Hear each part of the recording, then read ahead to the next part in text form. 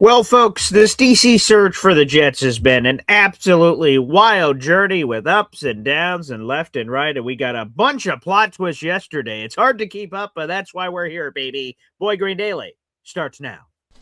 I'm gonna lose my gosh darn bananas. Boy Green Daily starts now. Zoinks! Boy Green Daily, Boy Green Daily, Boy Green Daily, let's go!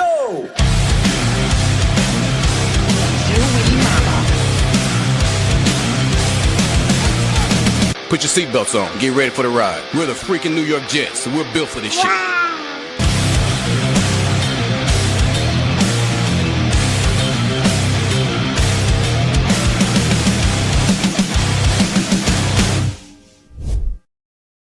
What's going on, everybody? I'm Paul Leston Jr., a.k.a. Boy Green. I am, in fact, the New York Jets digital reporter for Heavy.com. Welcome to Boy Green Daily, a daily New York Jets video show, also available wherever you get your podcasts. If you're coming on in, hit that like button, baby. It's free to do, whether you're watching live or after the fact. I want to give a shout out to the people watching live on Facebook, live on YouTube, live on Twitter, or the replay on YouTube. That's always possible, or the audio-only version of this podcast. We have a full article in the YouTube description down below. Folks, it is gotten weird, man. Not going to lie. It's gotten weird.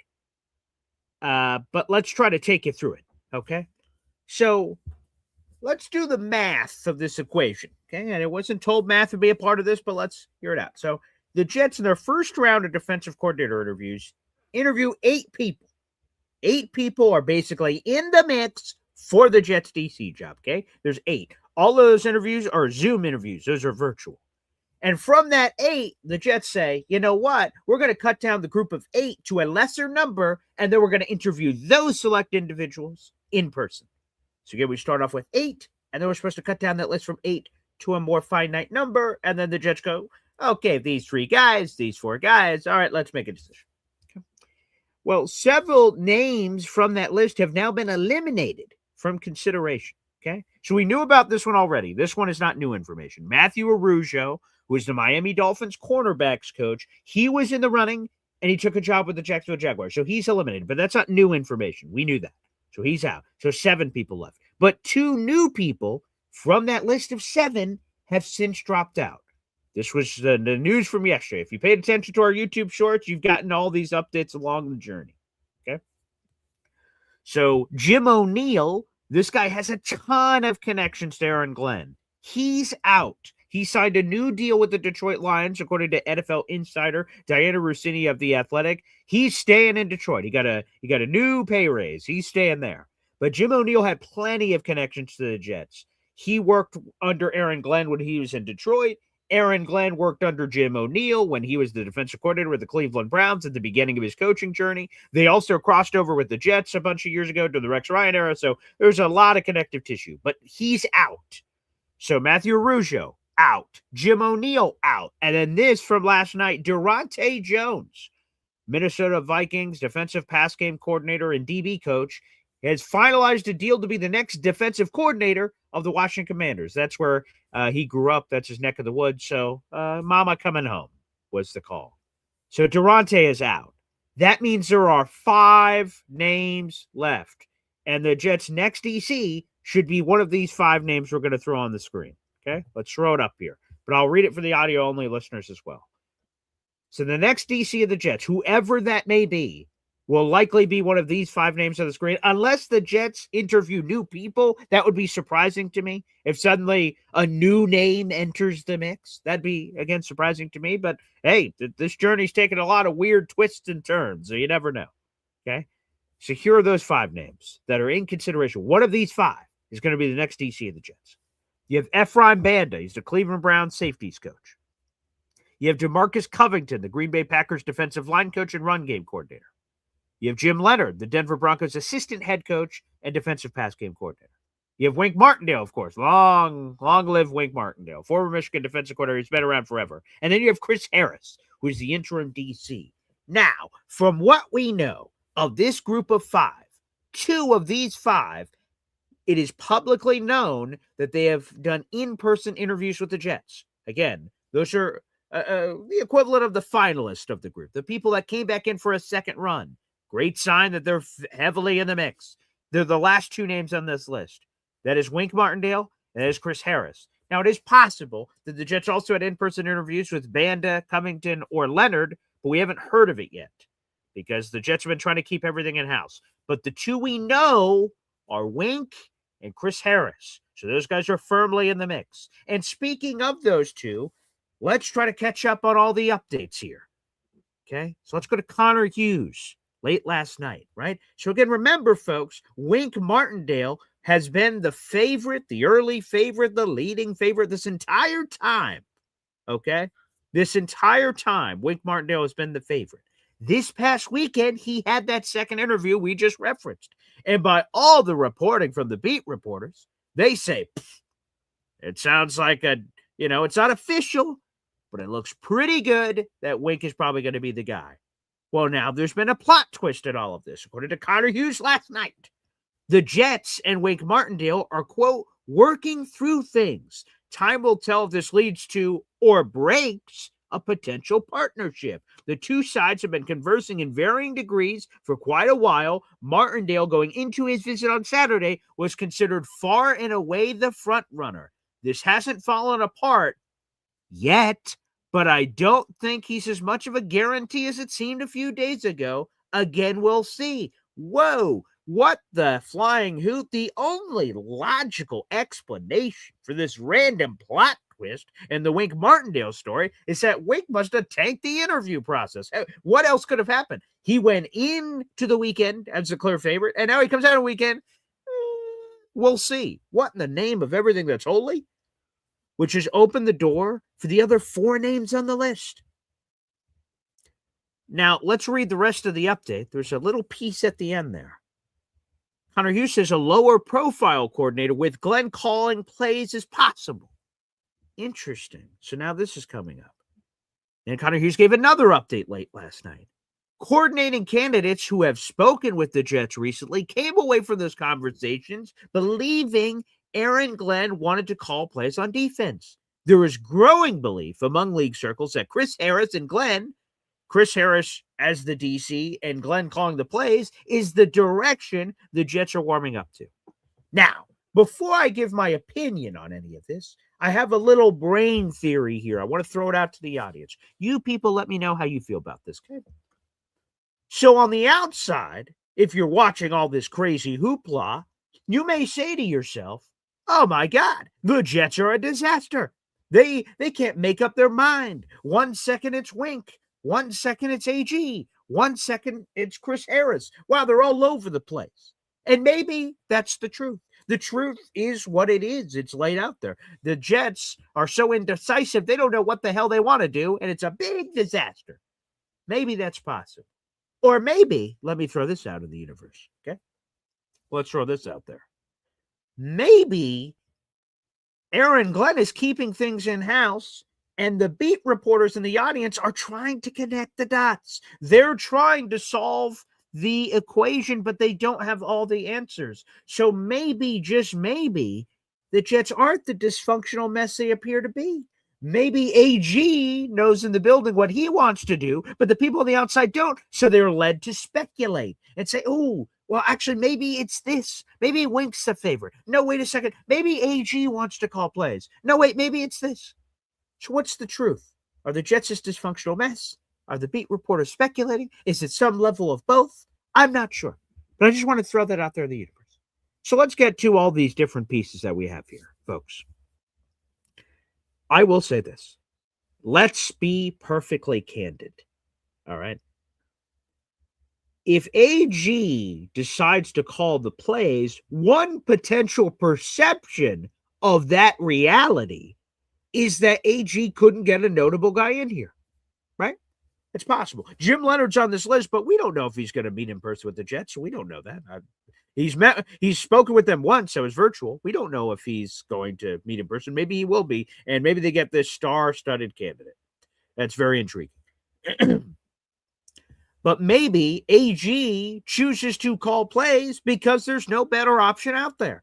That AG's choice potentially could be, all right, I call plays, or with all due respect, bumfuck Jones calls plays. And if I'm AG and that's what is in front of me, and I am AG, I'm like, you know what? Fuck this. I'm going to call plays because AG last year trusted Steve Wilkes to run the operation. He hired him and said, you know what, Steve? You run the defense. It's your job. And then it went horribly wrong. And then AG's like, geez. So is AG now going to put his trust into another individual and say, you run the defense, whoever you are, and hopefully it works out. If it doesn't, I'm fired? Or this? AG's like, you know what? I can't get a quality candidate in here, if we're being honest. Maybe that's how he reaches that conclusion. And he says, you know what? I'm going to live and die by my sword. If I call the plays and we suck, I've got no one to blame but myself. It's my fault. If I call plays and we were terrible, I got no one to blame but me. But if it works, AG would get a massive amount of credit for calling the plays and it working out and be like, whoa, look at AG. He called his own number. He bet on himself. And it works. He could be a hero.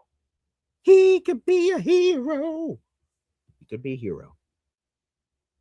Now, those are the pieces that are out there in the universe. Now, if Wink Martindale gets hired, AG ain't running the place. When you hire a Wink Martindale, that guy's running the operation. You're throwing him the keys to the car and saying, Wink, it's all yours, baby. Now, maybe if things go south, there's AG influence, like, hey, buddy, what the hell's going on over here? I'm the head coach. Let me oversee this operation. Now, that could happen.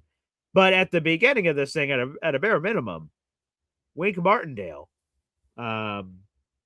he'd be running this operation. Of the list of names, as we go back to this 5, okay, to me, I think Wink or Leonard would be calling their own plays. Chris Harris, I think he'd be under the tutelage of AG. DeMarcus Covington, he has been a defensive coordinator before. It didn't go great. They're in New England, so a lot of inexperience there at the NFL level. For that, by the way, Leonard hasn't called plays at the NFL level before. So that's interesting. And then Ephraim Banda, who's really inexperienced. So I think 3 of the 5 names on this list, AG would call plays for or with strongly. I think 2 of the names, Leonard and Wink, he would allow them to call plays. That's sort of my read on this situation. And here we are with this crazy Jets defensive coordinator search. This is where we are. By the way, we have 300 people in the room. Appreciate the 300 people joining us here on the program. Again, my name is Boyd Green. I'm Paul Liston Jr. We'll open up the phone lines for about 15 minutes here on the show. But like the video, it's free to do. We have 126 of you 300 watching on YouTube. Again, as we have the comments at the beginning of the program here, Stack says, hit the like button on your way in. It's free. My favorite flavor. It's free, baby. As Bill Amoy says, take the like button to Pound Town, quoting a certain senior Eston. Okay? So like the video, folks. That's a free way to contribute. And I'm curious what you guys think of this wild search. Now, also, let me throw this in there. This has nothing to do with the defensive coordinator search. But according to Connor Hughes, the Jets are trying to lock in Frank Reich, who we did a show about a couple days ago. So they are trying to lock in Frank Reich and hire him. It has not happened yet. But that's the latest information. In theory, if he were to be hired, he'd be the veteran play caller for the Jets. It's unclear exactly what his role would be because there's a lot of jobs open. Tanner could hold or maintain the offensive coordinator title, but then Frank Reich, in theory, could be either the quarterback's coach or passing game coordinator or both, potentially, depending on how the Jets are building up this room. I would probably get 2 different guys for those roles to really, again, better the infrastructure that is here. But that's neither here nor there. But that's the latest on Frank Reich, a longtime former quarterback, Super Bowl champion, offensive coordinator for the Philadelphia Eagles. The Jets are apparently working to hire him, but nothing is official yet. So that's what's going on. That's what's going on. Let's get a super chat shout out in here from our guy, Johnny Boy, member for 18 months. Wow. Any chance you know when I could get home from Ohio? Yeah, I've heard so many weather problems. I'm so sorry, Johnny Boy, you're still stuck out there. I've heard a lot of weather issues because the Senior Bowl is this week, of course. We're going to have Matt Lombardo, our NFL insider extraordinaire, is going to join us on Thursday morning. So we're going to have a double dip of guests on Thursday. It's going to be great. We're going to have Matt Lombardo live from the Senior Bowl, so that'll be great. And then Nick Ferry at 8 o'clock. So the Thursday show is going to be jam-packed awesome with live Senior Bowl coverage and our beat reporter, Nick Ferry. So that's going to be great. We have a very special guest on Friday. Now, we normally have Bob Lederer, and Bob Lederer, by all accounts, will be on that show as well. But we're going to have Nick Corte to explain comp picks and what the comp picks the Jets are expected to grab this year. So that's another spectacular guest coming up on Friday. So I'm very much looking forward to that. That show should be marvelous. So we got the Friday show, we got that Thursday show, and more Senior Bowl coverage to come, of course, as well. But anywho, a lot of people are traveling to Senior Bowl, and I've gotten a lot of texts about people having problems with travel. So, Jaibo, I know you went to Ohio for a very different reason, and again, our thoughts are with you. Hopefully you're able to get home sooner rather than later, pal. So let's go. And it sounds like Adam Schefter said on the Pat McAfee show yesterday, the remaining head coaching vacancies could all be filled by Wednesday. So we're about to get some heavy movement, man. We are about to get some heavy movement here with the remaining head coach openings, which also feeds into the coordinator search, which also could be a little bit of inherent pressure on the Jets to get some stuff done here. It doesn't sound like anyone else is chasing Wink, so I don't think the Jets are in any rush from that standpoint. But if you like one of the other four names, you better move and groove before it's too late. Now, let me just take a peek here. Banda spoke with the Cowboys, but they've since filled their job. I'm just looking at the other names in this list. I haven't heard Chris Harris interview anywhere else. DeMarcus Covington has gotten a few other interviews. Jim Leonard certainly has gotten a few other interviews and looks. And then Wink, I haven't heard crap on. So, but if you are the Jets, you obviously don't want to lose some of your coordinator candidates to other teams because that's what's happening right now. Now, the three that have already taken jobs with other teams, it's possible the Jets sort of told them, hey, you're out of the running. And thus they just said, all right, well, I'm going to go take another job. Or that they took themselves out. We don't know that information, but something else to consider. So this has been a wild search. I mean, I'm uploading YouTube shorts like every 5 seconds to try to keep up with the latest plot twist here, there, and everywhere. Let's get some of your questions and comments here on the program. I appreciate you guys. Dunk Lloyd says, I hope you're all doing well. These Jets keep us talking. If AG is considering calling plays, well, he meant no stone unturned. And I will also say this, because this should be transparent. If AG calls plays, there's a way to perceive it that AG is like, desperate. He can't find anyone, so he's calling plays himself. And that could be a perception. That's true. I want it to be known that at least twice before, AG has brought this up. In his introductory press conference way back last year, AG was asked, would you call plays? And he considered it. So this wouldn't be the first time that AG has considered calling plays. He did it at his introductory press conference. And then near the end of the season, after he fired Wilkes and he brought in Chris Harris and influence and all that stuff, he brought it up again. Actually, it's 3 times. So introductory press conference, near end of season with the Steve Wilkes, Chris Harris situation. And then at the end of season press conference, he also brought it up again saying, I just want basically the best decision. But he said that would be in the ethos of him considering calling plays amid this DC search. So he's brought it up 3 times in the past. So if he lands on that square, that's not the first time he considered it, to put it out there in the universe. But fascinating. Let's see here.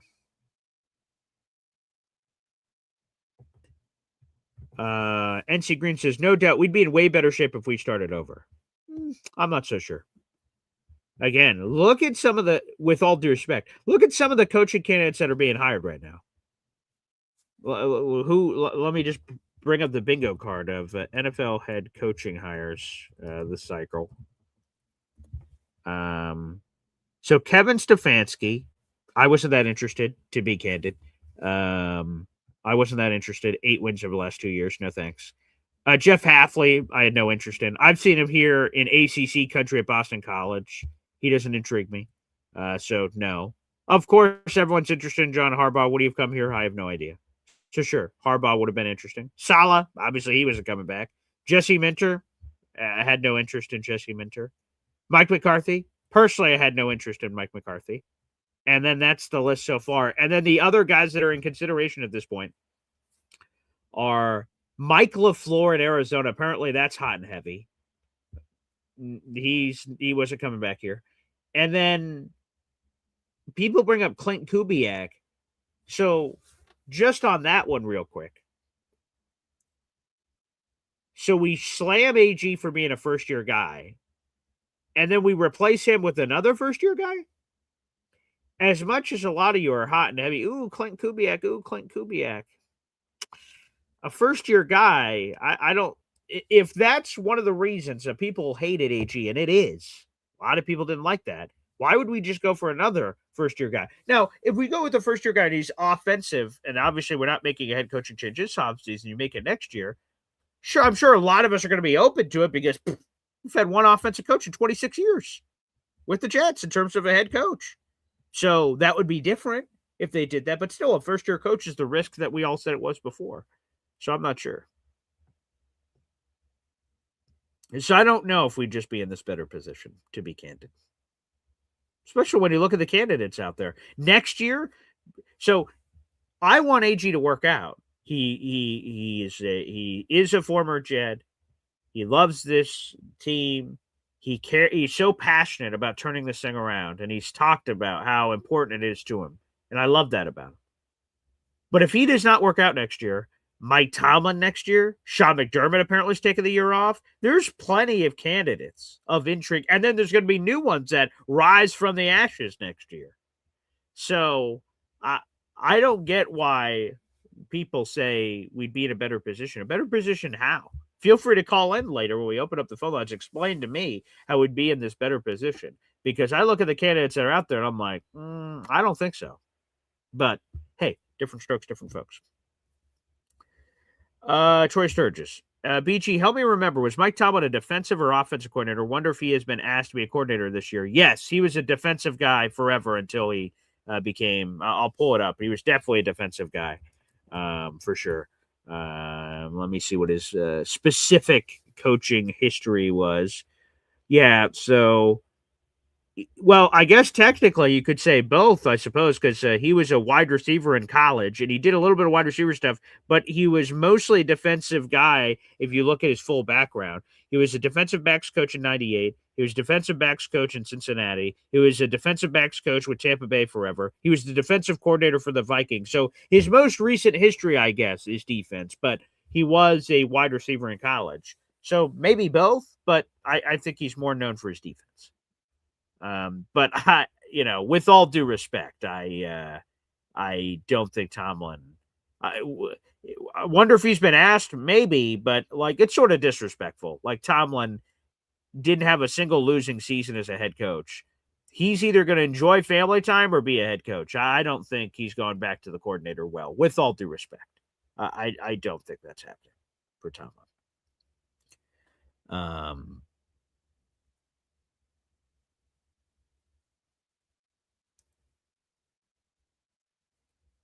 Let's go here. We've got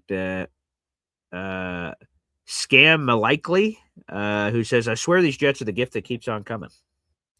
Yeah, they do always are in the news. We had a coach yesterday that was fired, Scott Turner, right? So he gets fired by the Jets, and then someone says they hate the Jets on social media, and he says, me too. Oh, Jesus. And especially for a guy like him, Scott Turner, who's the son of Norv Turner, who won 2 Super Bowls with the Cowboys and a longtime legendary coach, and his son is being a churlish, immature piece of bleep on social media. Come on, dude. Should be about that. You're 43 years old, dude. NC Green. BG, my premise is AG, because he's on the hot seat, limits his options. That's a fair POV. That's a fair point of view. That AG's perception hot seat, whether it's true or not, right? Because only Woody knows if he's really on the hot seat, because he's the one who makes the decisions. But limiting options for coordinators. Again, if AG gets Jim Leonhard, he will deserve immense credit from the crowd that says he couldn't bring in a quality coach. And Jim Leonhard, I would say, is a quality coach. Now, I don't know if anyone feels that way about the remaining 4 names on the list not named Jim Leonhard.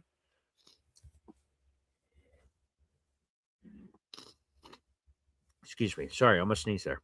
Yeah, I don't know if Ephraim Banda, DeMarcus Covington, Wink Martindale, or Chris Harris checks off those bucket list items. I'd imagine not, based on the audience responses. Yeah, Jim Leonhard, he would get a lot of credit for.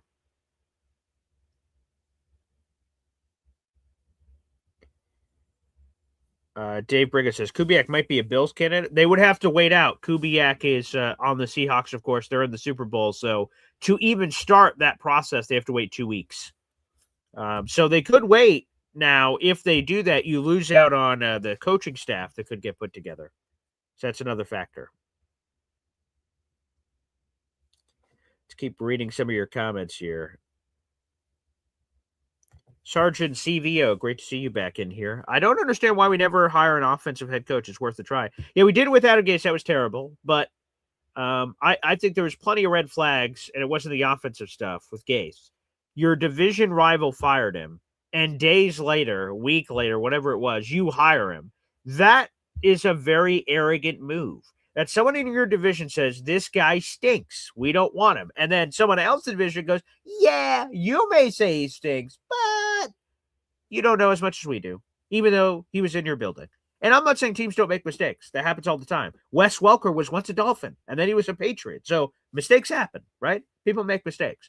But that one had a lot of red flags.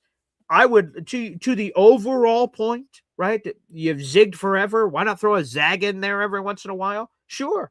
When we were in the cycle last year with AG and offensive guys and stuff, you could totally sell me on offense. It's like every HEP call we have, right? Oh boy, we've lost all these games 13-6. Some offense would be nice. And you would think that with a head coach that is of offensive variety, that would be a key priority for them all the time to make sure offense is right.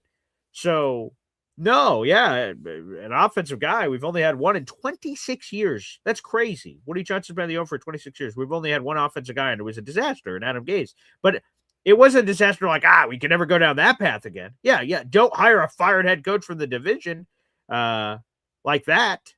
Although Sean McDermott would be uniquely different for obvious reasons if that's waters they chose to swim in next year, although he would be a defensive guy too. So we'll see what happens.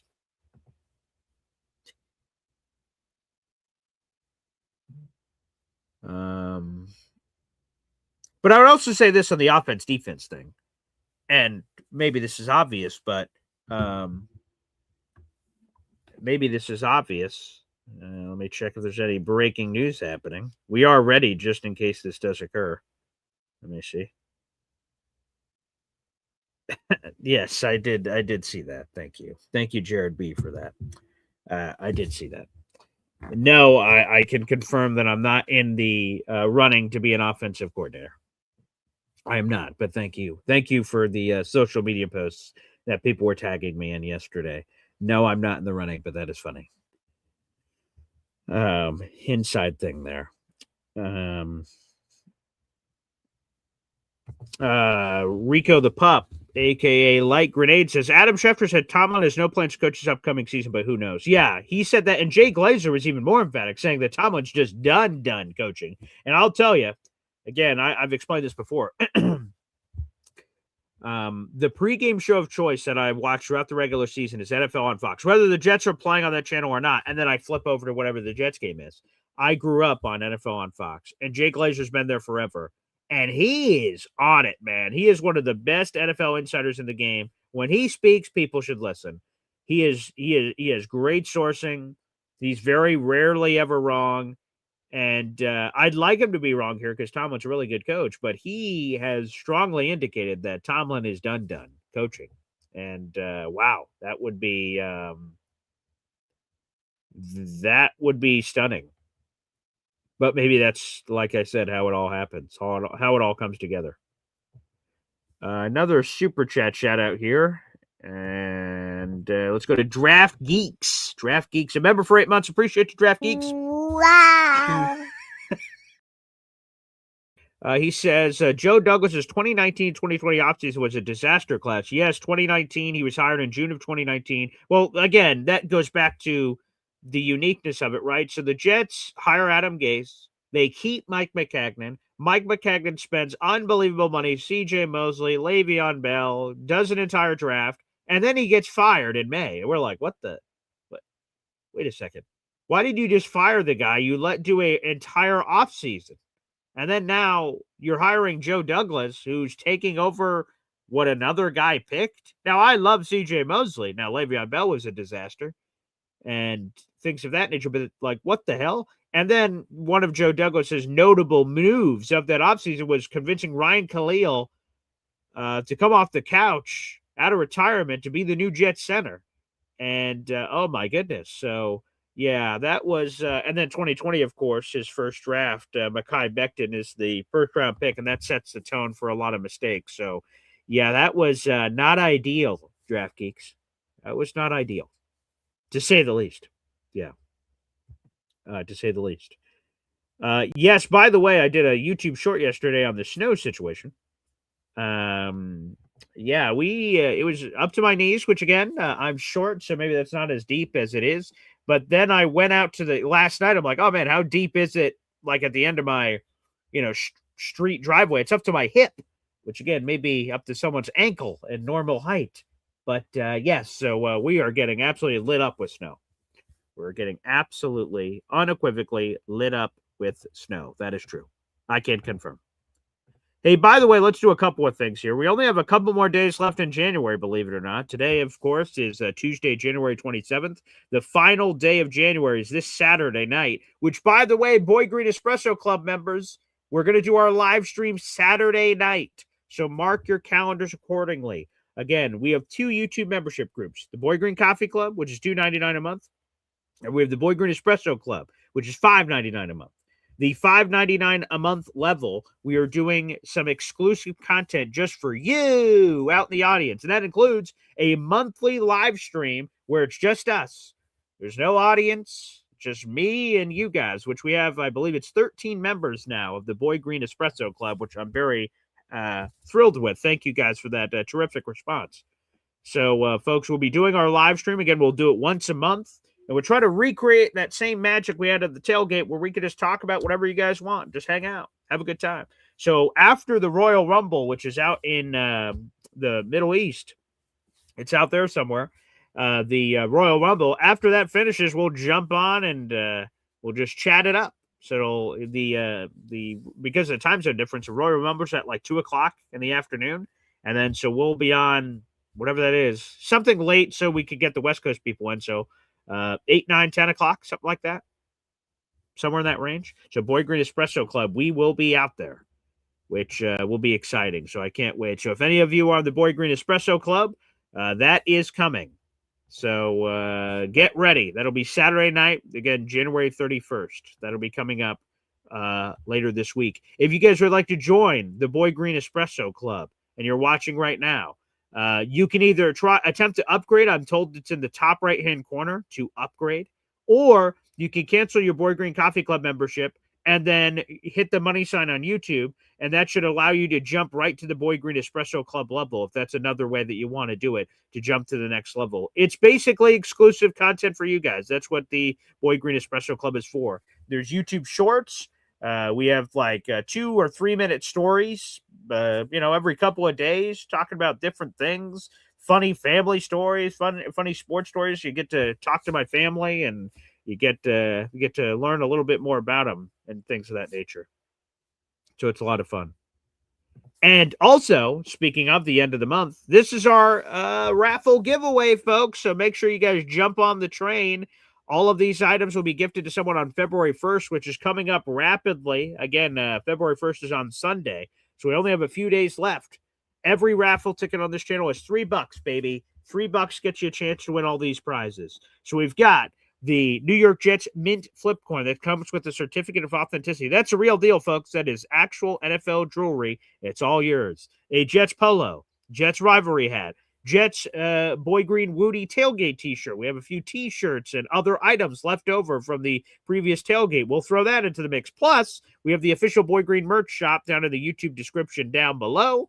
And with that conversation, we'll give you a brand new coffee mug and t-shirt from the Boy Green merch shop. So all of those items are up for grabs. Again, and they will be gifted to one person on February 1st. Again, that's the mint coin, that's the polo, that's the hat, that's the tailgate t-shirt, that's the coffee club t-shirt, and that's the mug. 6 items. $3 couldn't buy you any of those items individually, but on this channel, you spend $3, you have a chance to win them all. We try to make it as affordable as possible for people out in the audience. All right, everybody, let's do this. Let's take a timeout. Let's take a few phone calls. Coordinator search. Frank Reich. Super Bowl. I joined the Ty Butler show last night talking Sam Darnold. And, of course, I'm sure I'm going to be doing a few more of those kind of appearances, talking about that as well. We'll play a Hep timeout, and there's more coming up here on the channel, baby. 1, 2, 3. Whoa! Boy Green, Bugging Daily, Bugging Daily, Bugging Daily. Talking Jets football, man. All right. Boy Green Daily, Bugging Daily, Bugging Daily. The New York Jets Football Club. Offense, defense, special teams, watch Jets football with Boy Green. Everyone, J-E-T-S, Jets, Jets.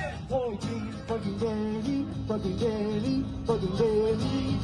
Talking Jets football, man. All right.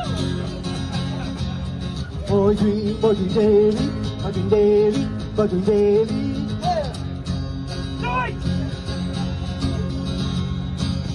Offense, defense, special teams, watch Jets football with Boy Green. J-E-T-S, Jets, Jets, Jets.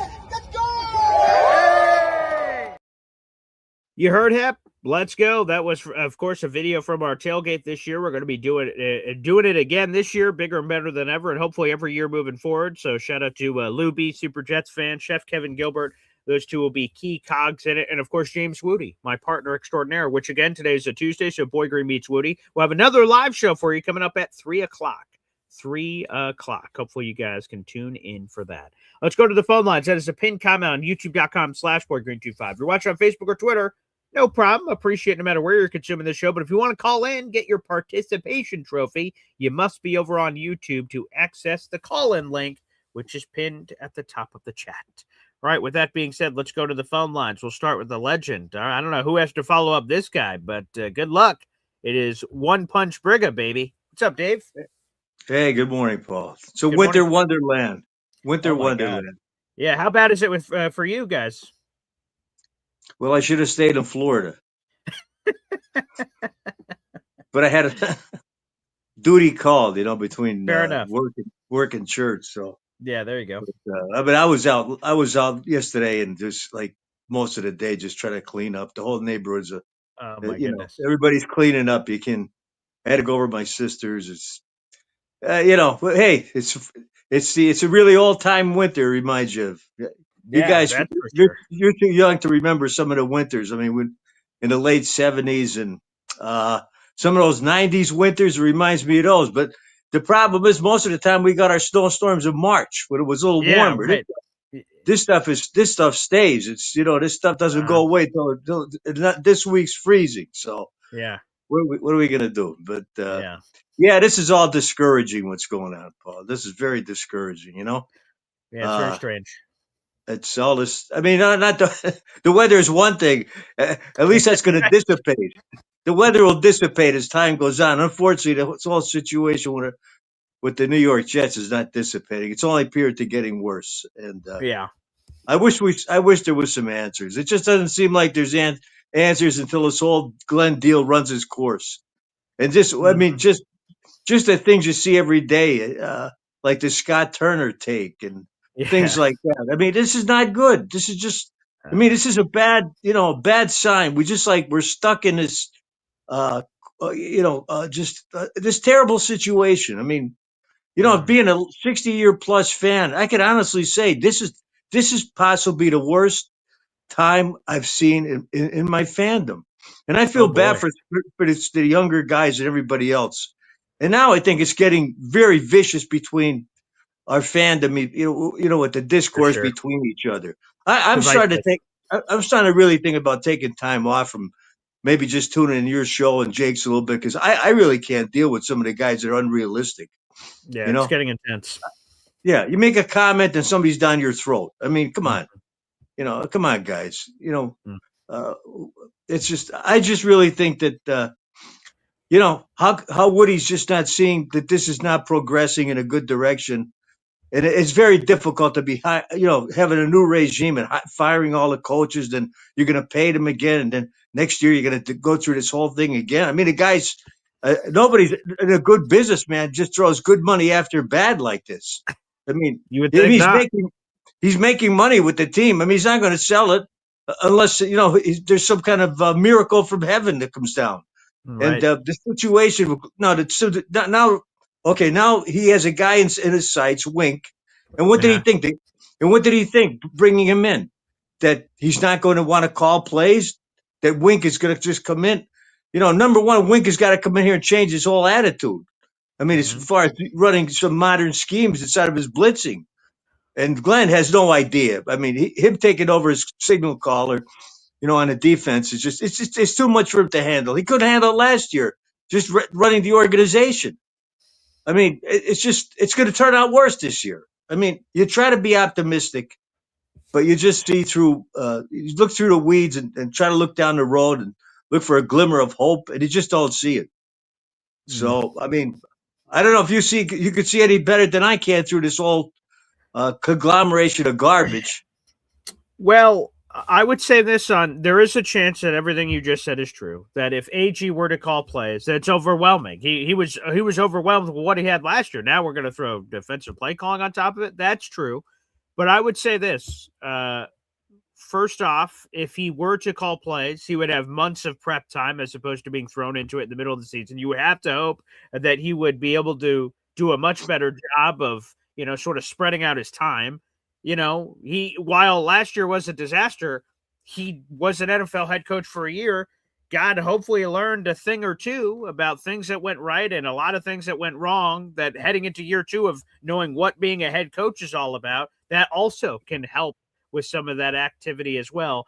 And I would just say, again, if AG feels the heat, and I don't know how he couldn't possibly feel the heat of everything that's going on outside and all the very angry people yelling, that if he decides, I want to go down on the sword, I don't want to hire somebody else to call plays. And if that goes terrible, I get fired. And that is what it is. Like one of the reasons AG even the head coach of the Jets right now is because of what he just did with the Detroit Lions as defensive coordinator. His expertise on the defensive side of the ball is one of the big reasons he's here. So to not even attempt to use your, in theory, expertise with a issue that's happening on the team of the Jets defense, I would respect that if it fails, he would have like that's how I hope I don't die tomorrow, but how I want to die is on my own sword. And if I did everything I could, there's nothing I could change. I could die a happy man because I put it all out there. So for AG, if he gets fired and he never called defensive plays,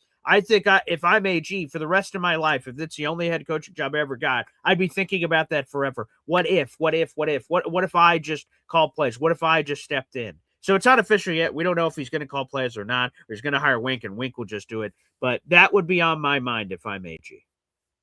Well, if he's got ideas of calling plays, Wink, just better not hire Wink. He's probably just going to bring back that Chris Harris. That's probably what's going to happen. And Which would be underwhelming. That yeah, that would that's be probably underwhelming. yeah. The idea of getting Jim Lambert here, that's like that's dream world. It He's been is. here for an interview, but I mean, that's probably the way he's going to run it. He just put himself behind the eight ball from the start, Glenn. He Mhm. just he has no idea how to run a professional organization. His braggadocio coming in, Yeah, that was pump, bad. pumping himself up with all the parcels. They're running his narratives back. Yeah, he's just like he's too unstable. He's too unstable of a person to appears like that. I mean, hey, we don't want anybody to fail, but you just Sure. can't go. You can't go forward like this. He just has.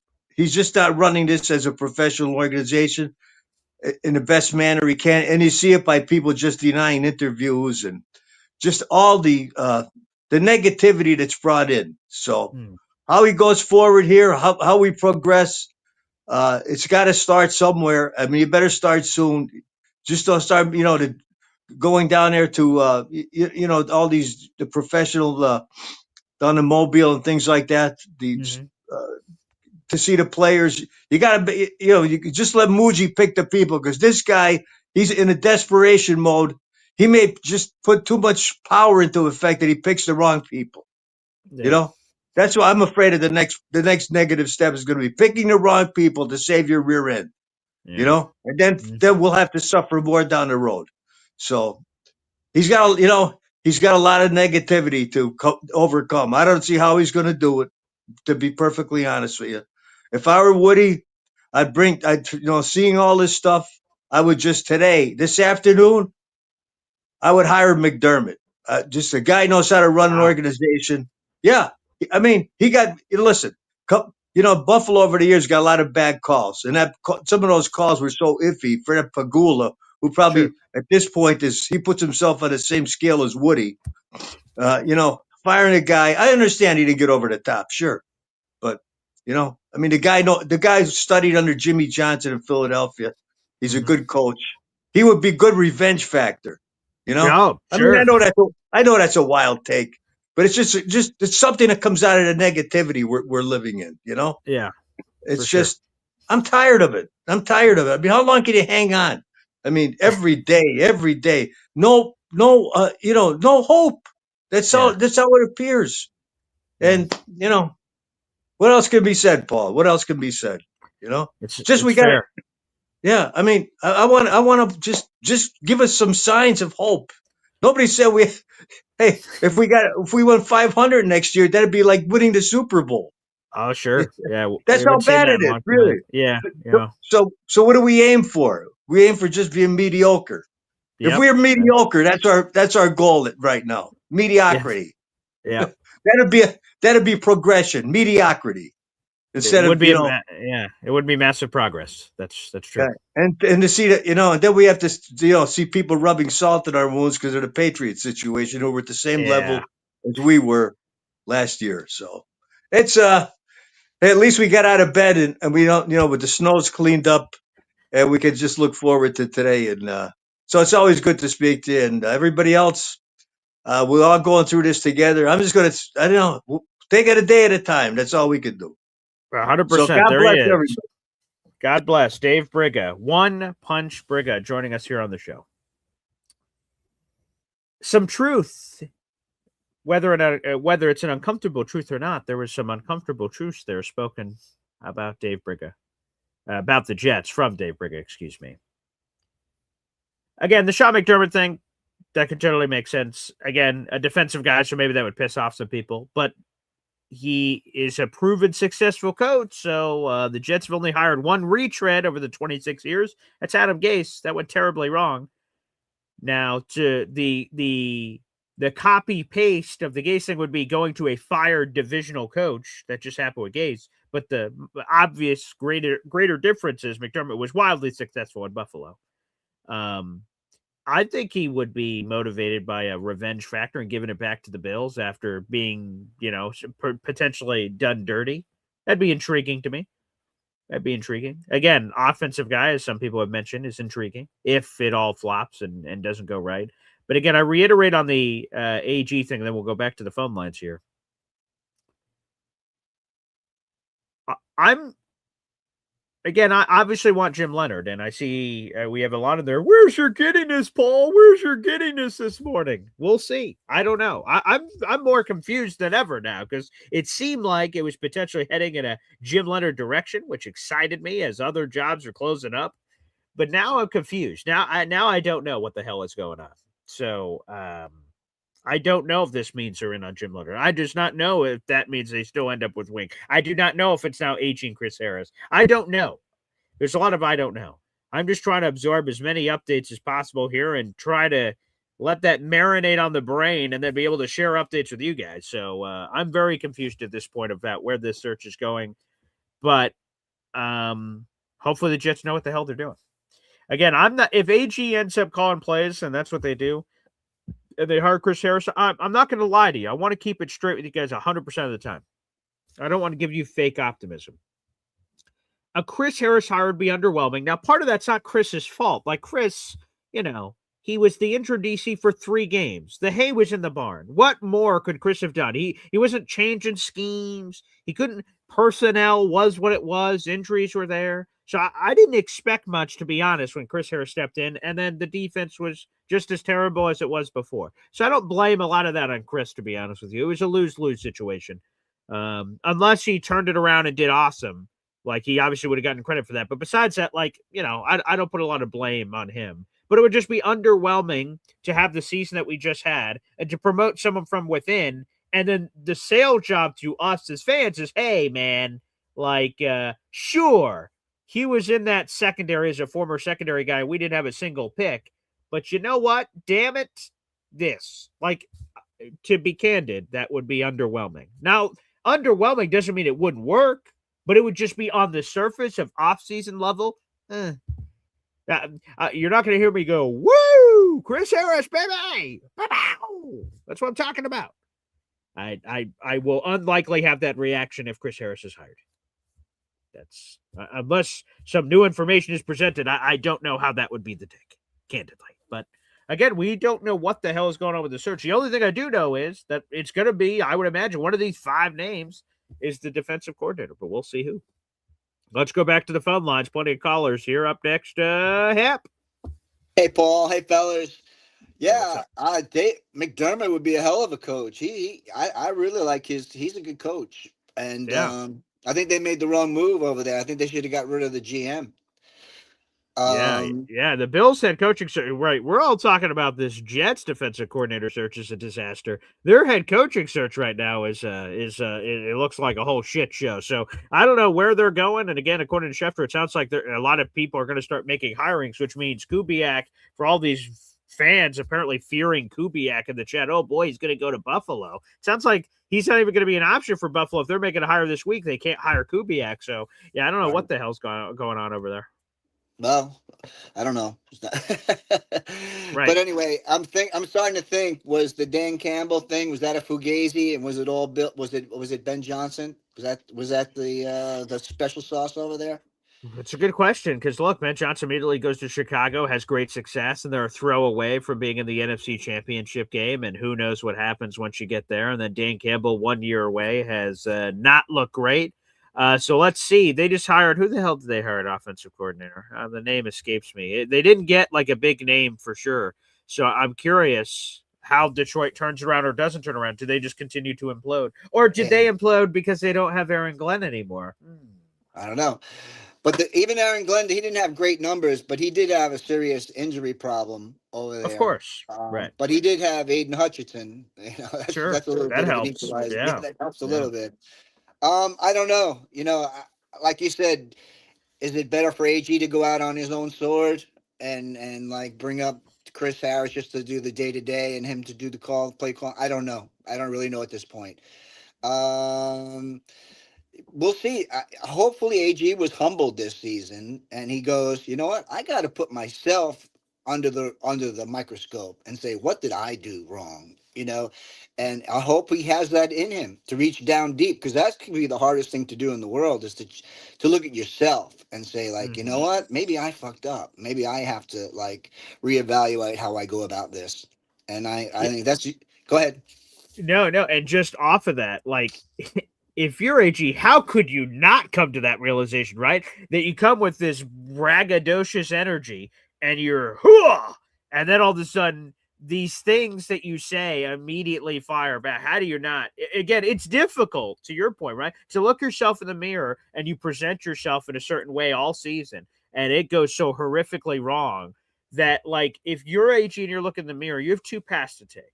Do you double down and say, hey, I'm not going to pretend that I'm this. I am this, and you are going to get it. And if we start winning, see, it all turns around. Or he goes down on that sort of that.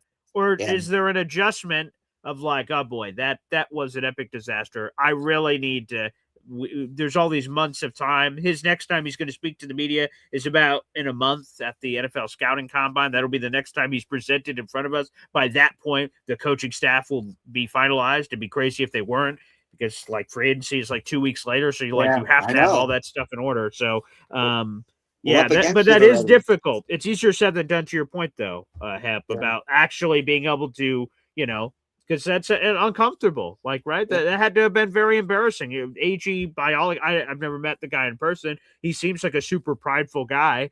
I imagine, and how much he cared. He was a Jet, so I think this means more to him than any Yeah. This normal is guy who would be embarrassing. in this head coach gig. 100%. His Jet, when he was hired, there was a subsection of the room that were his Jet brothers, his teammates from the day, that are seeing him go 3-14. I'm sure that's super embarrassing. If I was in AG's shoes, I'd feel awful.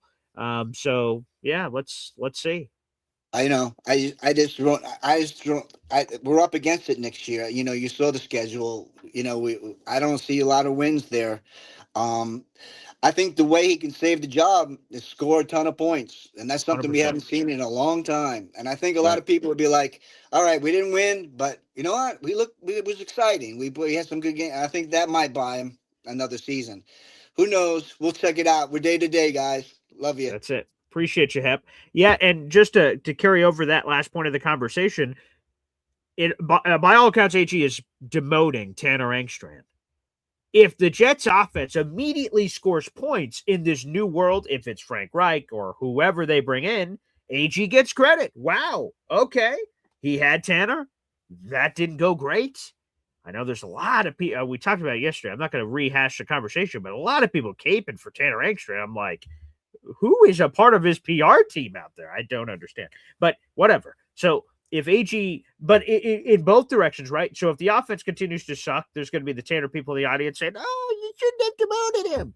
And then if he replaces him in a good way and it goes very well, AG credit, ding, put that in the ledger.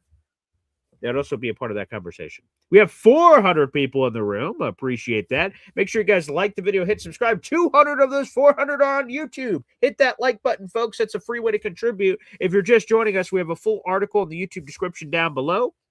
Feel free to jump on the train there and catch up on all that is missed. Long story short, 3 of the 8 Jets candidates for the defensive coordinator job are out by either taking other jobs or being retained in some way. Jim O'Neill out. Durante Jones out. Matthew Arujo out. So now we're down to 5 names for the Jets defensive coordinator job. And those 5 names, again, throw them up on your screen. Efrain Banda of the Browns, Marcus Covington of the Packers, Jim Leonard of the Broncos, Wink Martindale has just been around forever. And then there's Chris Harris, the interim DC. The next Jets DC is set to be one of these 5 names on your screen. Who will it be? Only God knows.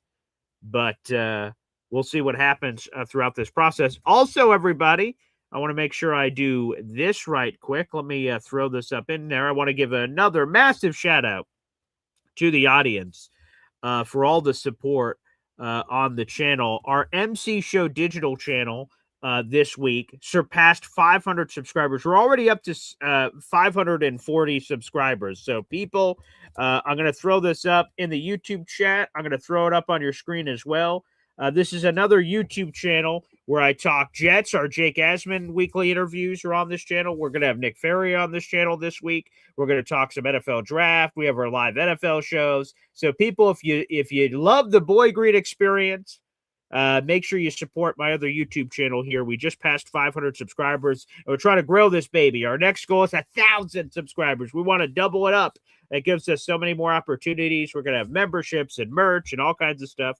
I would show you the cup, but it's in the dishwasher. I debuted it yesterday. So, folks, I threw it in the YouTube chat. If you're watching on YouTube, click over to that link and subscribe. We're going to have some free giveaways coming up on the channel. Even more, we've given away a $400 golf club. We've given away Jets poster from Jets yearbook cover from 1972. We've given away Anchorman bobbleheads. So we're going to have a lot of cool giveaways coming up. So make sure you guys subscribe to the channel and be in the running. If you are a subscriber, you're in the running for those free giveaways coming up. So boop, boop. Make sure you hit it on up, baby. and show your support with me and my radio partner, Jim Lurch. We're also going to be doing some live events, too. We just did the tailgate this past year. Me and Woody will try to do some live events as well with me and Manchild, Jets and Giant fan. You know, a Jet and Giant fan walks into a bar, and that's the show. You know, I hate the Giants' guts, and now they have Harbaugh and everything too now, which is great. So there's going to be a lot of shit talking going on. Giants have the 5th overall pick, and the Jets have the 2nd overall pick. So should be a lot of drama. So that'll be interesting. So guys, make sure you hit that subscribe button, baby. Jump on the train.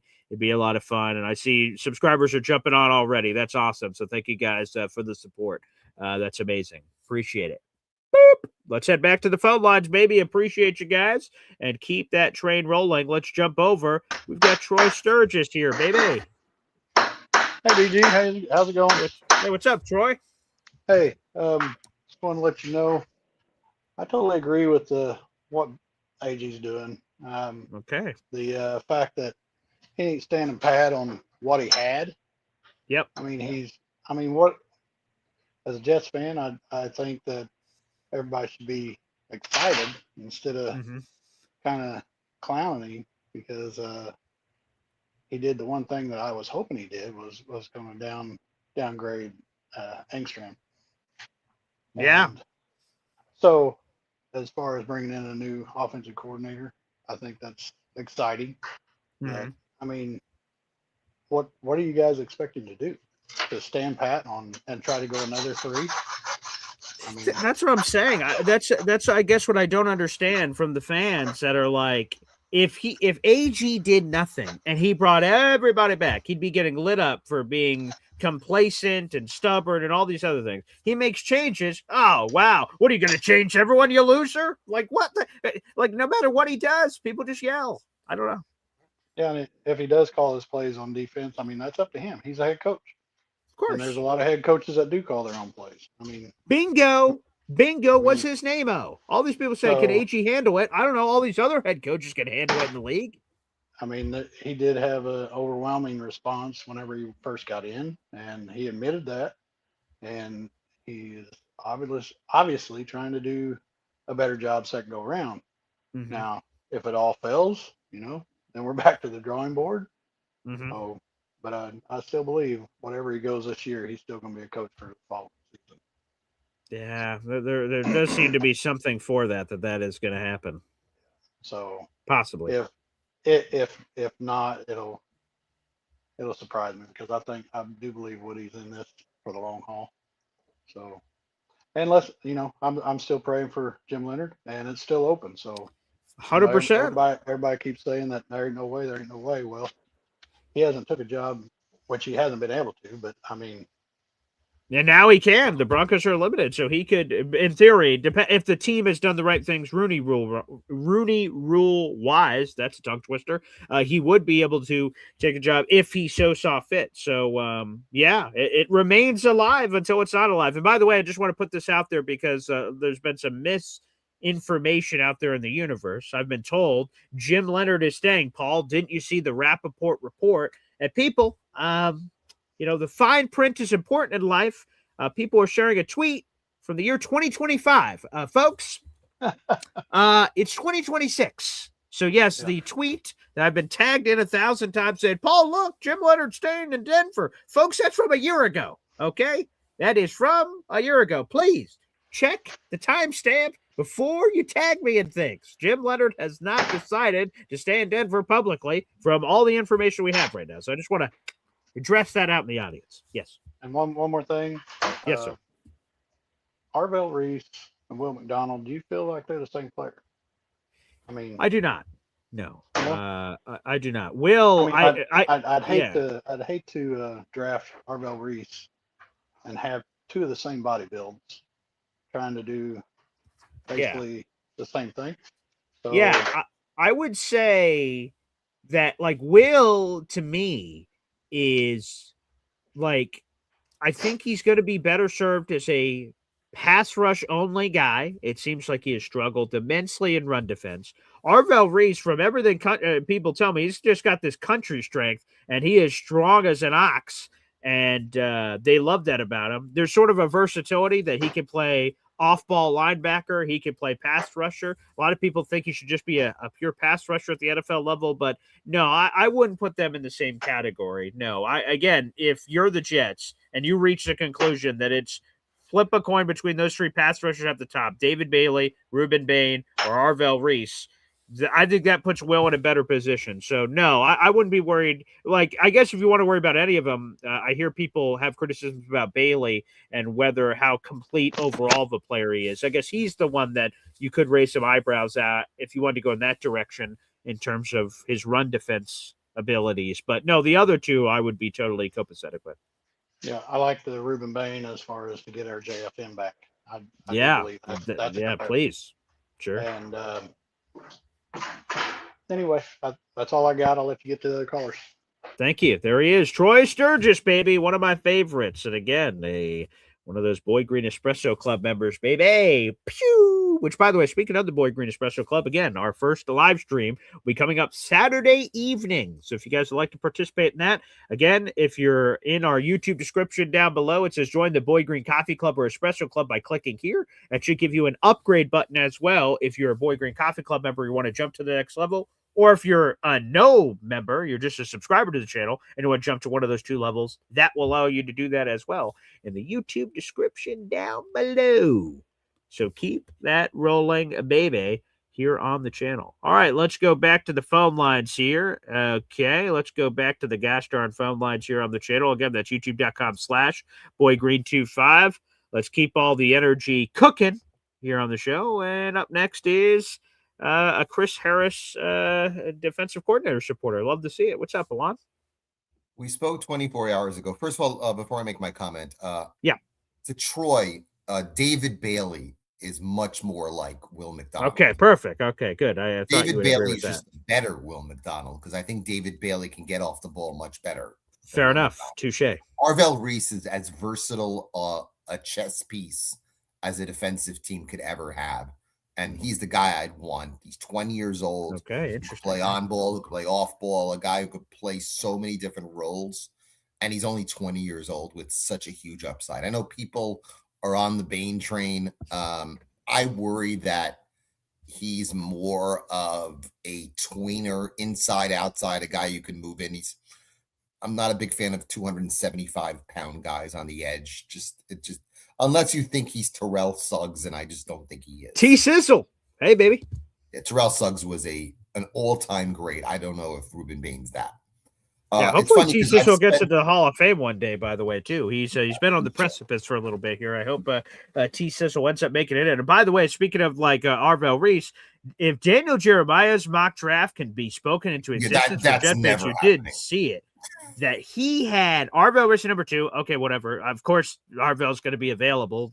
Fernando's going number 1. So whoever you want is at 2. So, okay, whatever on that pick. At 16, he had another Ohio State dip, Cardell Tate. I'm like, wow, Cardell Tate, 16. And Daniel Jeremiah, he is very good on his mock drafts. He is very good. So maybe there is some surprise to happen here. But on the consensus big board, Cardell Tate is the 4th best player on the board. So he is the most routinely mocked to the New York Giants in mock draft land, which is the 5th overall pick. So falling all the way to 16, I mean, that would be okay. So Daniel Jeremiah, let's speak that into existence, baby. Nice. I love Jeremiah. I think he's dead wrong on this one. I think, again, as you said, I think Tate's going to go in the top 6. Yeah, that would surprise me if he went to 16. I could see him going to the Giants at 5. I think that's the best spot. Sure, definitely. I think Tennessee with Saleh as the head coach will take Bain or Bailey. Probably one of those two makes sense to them. I agree. Yeah. It's funny. I've spent the entire chat defending the Patriots run. It's pretty hilarious. What do you mean? Jet fans are just the cupcake schedule. Yes, right. You're 17-3. I mean, please, Jet fans look like fools. Again. 10-0 on the road too. Yeah, I get called out for being a fake Jet fan and all that, but you're 17-3, and you're one game away from winning the Super Bowl. Sometimes you just sit down and you got to just marvel at what they've done this year. Has the road been much easier than others? Absolutely, but you can't discount the fact that this team was 4-13 last year and they're 17-3 this year. So Two things are inherently true. Number one, I don't know about all those people. I'm jealous. I would love to be in the Patriots position. And people are criticizing, oh, that Jets run wasn't so great. Fuck you. I'm in the Super Bowl. And number two, people, it may be the hottest topic of all time right now in the comment section. Oh, the Patriots run. Look at who they've played. 10 years from now, are you going to fucking remember who the hell the Patriots played if they win the Super Bowl? Let me give you a spoiler alert. No, you're not. It's just going to say champion. That's what it's going to say. No one's going to remember that run unless you're in a bar debating who had the worst runs of all time. And guess what? Who gives a shit? Nobody, because you've won a world championship. So that is always a topic that's hot and heavy, live. And then 5 years later, they're a champion. You forget about it entirely. And as I said yesterday, I'd be shocked if that game's close in 12 days. But if somehow, some way, they win in 12 days, I don't know what Jet fans. I think Jet fans will just hibernate for the next 6 months if that happens. That would be tough. That'd be a tough thing to deal with for. Now on to our conversation from yesterday now to today. Yes, sir. What is your level of confidence that Jet Leonard takes this job right now? Give me a percentage. I'd be somewhere in the 35% range. What is it? I'm like 35%. Because I'm going to be honest, all of these updates have confused the shit out of me. Yes. I thought it was like all of a sudden, again, speaking to my optimism and everything, I'm like, holy shit, Packers job off the board, Giants. I'm like 40, 45%, 50, 55. And it's just climbing in my head. And then we get the Wink update over the weekend. I'm like, oh my God, this guy just met in person. It's a done deal by all the reporters. And all of a sudden Sunday, it's Monday, it's Tuesday. I'm like, what the hell happened? Wink was the guy. Now all of a sudden he's not the guy. And again, what I'm trying, and so that fed into the optimism, like, holy shit, Jim Leonard's going to be the guy. And now we're getting these weird updates that like, well, actually, AG may call plays and actually may get a lesser name and do this. So again, I repeat the question I asked back at the beginning. What is the truth? Are the Jets a dysfunctional mess and they're indecisive? Yes. They were like, oh, no, we're going Wink. Nah, I mean, AG should call plays. Nah, maybe Chris should call play. And maybe it is that dysfunctional mess as it is being portrayed to be by the media. Or AG has basically the code of silence inside the building, and reporters are getting little breadcrumbs. And then they're saying, this is what it is. No, wait, this is what it is. And then that's where we're at. Because it is strange. Unless Wink just bombed the interview. And what could he have possibly said over the weekend that would have bombed the interview that they didn't discuss in the Zoom interview? Because, like, sometimes when you get to that second interview, it's less an interview and more a coronation. Oh, you're the guy we wanted the entire time. Oh, here, meet all the people in the building. Kiss baby, sign autographs. So what the fuck happened over the weekend? So, to be honest, I'm confused. My percentage was very high, like 15-ish hours ago, somewhere in that range, just when we got that, because the Jets, who is that? Zach Rosebuck, Connor Hughes, Jets final drive. During the whole show, they're like, Wink's the guy. Jim Leonard, that'd be a long shot. I don't see it. And I'm like, all right, well, that sort of sucks. And as soon as the show's over, Zach Rosebuck gave his update of, oh boy, this Wink thing ain't a lock. And I'm like, what the fuck? I'm like, what the hell happened in 5 minutes? You were just on the podcast saying this. So I said, oh, that's surprising. And so, yeah, so I'm sort of all over the place now, but I'm like at 35%, if I had to say it right now, but 35%. And then you ask me, okay, who's going to be the guy? I've got no freaking clue. So I don't have a strong indicator of who, if it's not Jim Leonard, who is it? I'm like, I've got no freaking clue who I think it is. Paul, I appreciate your enthusiasm. I definitely think there's a sense of delusion, but that's fine. That's with you. I get it. Who do you think is the next DC? If I have a top 3 order, okay, I think Chris Harris 1, Wink 2, Leonard 3. What? And what you think is going to happen? You're saying I have, or what you want? I think Glenn. When you talk about Wink and Leonard, I have a feeling his reaction is twofold. I think he looks at Wink as a guy that he might clash with throughout the year. I also think he looks at Leonard as a guy who might eye his job. And I think that could bother him. With Chris Harris, that's his little whipping boy. And I have a feeling he might go that way. And I want to know, Paul, you've been giddy. I've seen your shorts. You think Sure. Leonard's coming. If Chris Harris is named DC, I want to see the true Boy Green reaction. I want you to completely eviscerate this franchise. Can you do that for me, Paul? I don't know if I can Paul, you eviscerate gotta the do. franchise. Paul, if Chris Harris gets this job, yeah, you cannot spin this positive. You can't. No, I'm not. I think, but there's a difference between me being whoa, Chris Harris, Paul, and being angry. Like there's a middle ground of indifference. Paul, there is no middle ground with this. If Chris Harris gets this job, I would be underwhelmed. I would be. Paul, I want to see a true fan reaction if Chris Harris gets this job. And I don't want to be like, oh, this could work. Oh, AG has confidence in himself that he can.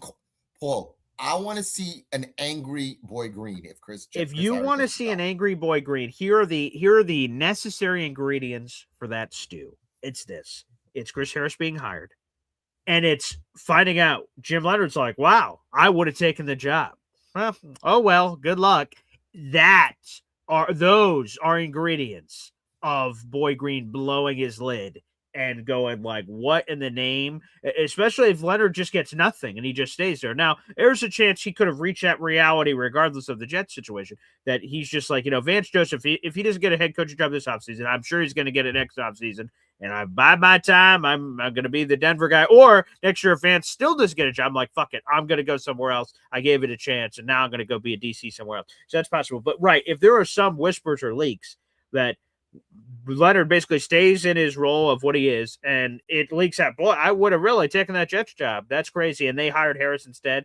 Those are the ingredients of me getting incredibly angry. Finally, again, I made this comment before. Yes, sr. I think the Jets, the Cardinals, and the Browns are, and I'll put the Raiders there currently unless they get smart and hire Kubiak as their head. Which that seems like the hottest thing right now. That seems very real. They have to hire him. It makes no sense if they don't. I'll put the Raiders in that category. Okay. But you look at those 4 teams right now. Yeah. And then you look at the other 28 teams in the league. Okay. And it seems like they play different football. It really does. What's going on in Cleveland? What about your guy? What about Tennessee and Titans with Robert Saleh, who he's humping the idea of Brian Daboll, and if that doesn't work, what the hell's his answer? Tennessee is in a bad spot, but I have more confidence in their quarterback than I do with the other 4 teams right now. I think Cam Ward's going to be okay. I'd be shocked. I'm very curious to see who they hire as an OC, because again, as you mentioned, I think LaFleur might get the Arizona job, which is hilarious. That's crazy. Yes. But then if Daboll gets Buffalo, oh my God, the Tennessee Titans they are Daboll or bust right now based on all reporting. Yeah, I don't think Daboll's going there. And I don't think Nagy's going there. I don't think Nagy, after competing for the head coach and getting all the way so close, they're like, hey, do you just want to be the OC? I don't think he does that. And if Shalehouse gets the Browns job, after 75 essays he has to write and all that, that's the stupidest thing I've ever heard. I mean, the Browns are a different animal because they're completely an analytical organization who want to see the mentality of their coach before they see the credits of the coach. But again, to put the Jets in that category in 2026, knowing just 15 years ago, the Jets were 1 win away from getting to the Super Bowl. You have to realize how dysfunctional this organization currently is. And again, Paul, in finality, yes, sir. If Chris Harris gets this job, you cannot spin this positive. You can't, Paul. You cannot. You can't. As much as you are Paul Boy Green, the enthusiast, Paul Boy Green, the Jets could do no wrong. Paul Boy Green, everything is roses and daisies or whatever. Paul, if Chris Harris gets this job, I need to see anger. I need to see what the fuck is going on with this shitty organization. You got to do that, Paul. I'm trying to help you out. You cannot spin this positively. You can't. Okay. I hope for your sake Leonard gets the job. I don't think it's going to happen. I still think Wink is going to find a way to get the job, But if Chris Harris gets the job, you cannot spin this positively. You can't. And again, many people in this chat do not like me, but I think many people in this chat actually agree with me on this point. You cannot spin this positively if Chris Harris gets this job. You just can't. I'm just going to leave it at that, Paul. It's been a pleasure. And I want to see another giddy Jim Leonard post when he decides he's going to stay in Denver for another year. I want to hear it. Okay. Have a good one, Paul Boy Green. There he is, Alon. Let's put that as a poll right now. Okay. Let's put that as a poll right now here on the channel. Let me put it up on the YouTube channel. Hang on a second. I'm going to put up a poll. I'm curious what you guys think. If the Jets hire Chris Harris, let me see. What's the best way to put this poll? Basically, if the Jets hire Chris Harris, is that a positive result? Let's do that. Yeah, if Jets hire Chris Harris, all right, as a DC, is that a positive result? Okay.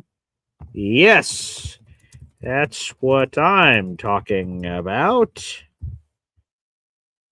No, that is underwhelming. Okay, there you go. I just put that poll up on YouTube, folks. Feel free to vote. They're on YouTube. Feel free to vote and let us know how you really feel about that. We have 500 people in the room, including 200 of those 500 on YouTube. We very much appreciate it. Thank you. We have 82 likes, but 200 people in the room. Come on now, hit that like button, baby, and also vote. The votes are coming in very aggressively, very quickly. If the Jets hire Chris Harris as DC, come on, YouTube. If the Jets hire Chris Harris as DC, is that a positive result? Yes, that's what I'm talking about. Or no, that's underwhelming. 86% immediately say no, that's underwhelming. So feel free to continue to react on that poll. We'll get to that in a bit. Oh, Alon says, should Boy Green lose his shit if Harris is the guy? All right, let's switch the poll. Let's switch the poll. Let's end this. Let's end this poll immediately. Okay. Yeah, let's switch the poll. We'll go to what Alon just said. Here we go. We'll do a brand new poll. Should Boy Green lose his shit if the Jets hire Chris Harris as DC? Yes, obviously. Okay. No, come on, man. Start poll. There you go. We got a new poll up. We ended the old poll. We got this poll up. Should Boy Green lose his shit if the Jets hire Chris Harris as DC? Make sure you guys vote. We'll check on that one throughout the rest of the program. I appreciate that. All right. While you guys are voting on that, let's go to the phone lines. Carl joins us here on the show. Carl? Hey, Boy Green. How you doing? I like the all white look here. That's nice. That's my morning workout, you know? Oh, I like it. Very nice. Anyway, how do we know? How do we know? We can speculate. We can say whatever we want. How do we know if Chris Harris got hired as DC? How do we know he would be a disaster? We don't. We obviously don't know that. He's called plays for 3 games with someone else's defense. If he was hired as a DC, and again, whether he got to call plays or AG, they would get to bring in players that fit their scheme and what they want to do. So we definitely don't know. Okay. So even if we hire Jim Leonard, are the Jets going to suddenly turn around and be a playoff team next year just because we hired Jim Leonard? I don't think so. Yes, I hope so. So yes. What I'm saying is that, you know, we hear names and we don't know. We don't know. Everybody starts somewhere. Okay? Everybody starts somewhere. Chris Harris, look, I'm not saying hire Chris Harris. I'm just saying that we can't determine that Chris Harris is going to be a disaster if he gets fired, if he gets hired. Him and Aaron Glenn are probably going to collaborate on the defense. That's my opinion. Sure. So we just can't keep doing this. You know, right now, at this point, on January, what is it, the 27th? Yes. January 27th, what's coming out from Jet fans right now, Are they going to survive until September? I mean, are their heads going to explode? Probably. We have to we can speculate all we want, but we don't know. We don't know if Wink Martindale, we know his history. We know, he's an older guy. The game's passed him by. We don't know. We just don't know. All we can do is hope. I'm just going to say that all the time. We can just hope because everything else is out of our control. And I think Aaron Glenn right now, I think he's scrambling a little bit. He's trying to figure out, hey, man, if I hire this guy and we suck, he's worried about his job. I know he's got to be. Do you think he's not listening to all this shit that's around him as being in New York? Could you imagine with his kids? Hey, Dad, I think we better hire a Secret Service detail because somebody might assassinate you if you go to the grocery store. Right. So let's everybody just try to calm down a little bit. Let's see what happens because we have no other choice. And another thing is, I am stuck in my house because we had 4 inches of ice. Oh, Jesus. My road, this is the first time since I live here, my road has not been plowed. I live on a giant hill. Okay. You cannot go down the hill. I don't care if you have 4-wheel drive, 8-wheel drive, you can't get down the hill. So I'm stuck in the house. So I have nothing to do but listen to Jet content all day. Anyway, listen, everybody just take a breath, calm down. All right. Step away from the ledge, and let's give it all a chance. Stranger things have happened. That's all I have to say, Boy Green. Thank you. Good advice. Thank you, Carl. We're calming some people down off a ledge. I like it. We need more of those kind of people. I see a super chat coming through from Lou B, Super Jets fan here on the channel. Wow. Oh boy, this is the opposite, Luby, of what Carl was just saying. If A.G. Harris are the DC combination, I'm going to One Jets Drive. Oh boy. Hopefully to give him a nice hug, like, oh, great hire. Well, let's go to the poll, right? We brought up the poll. Should Boy Green lose his shit if the Jets hire Chris Harris? 66% of the fans say yes, obviously he should. Or 34% say no, come on, man. So that's where we're at right now. So Luby says if the Jets hire AG and Chris Harris, basically that's the DC combination. He is going to One Jets Drive. Oh boy. Oh boy.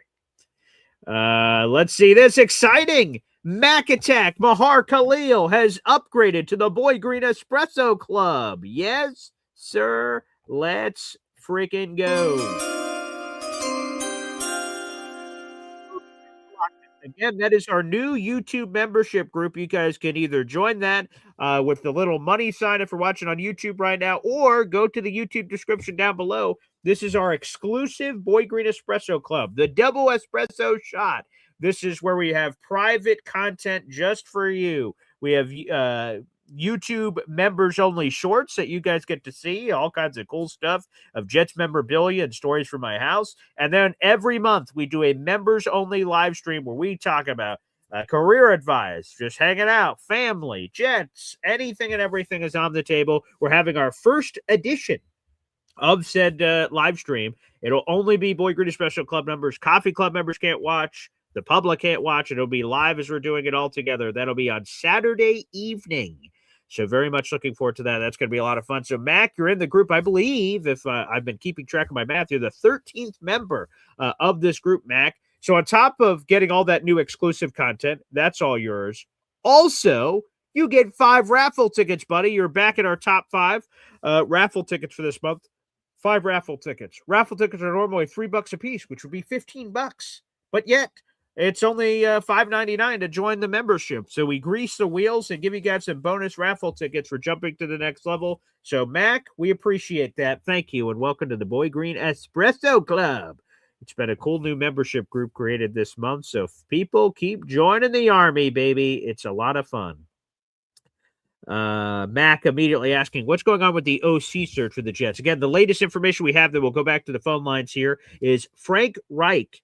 Again, longtime coordinator, he had 4 years of coordinating experience at the NFL level. That included being the Super Bowl OC for the Eagles in 2017. He was a quarterback forever for like 15 years in the National Football League. He's been a head coach twice with the Colts and the Carolina Panthers, respectively. And most recently, he's been at Stanford. So the latest on that search is Tanner is likely keeping the OC title. That would be my guess at this point.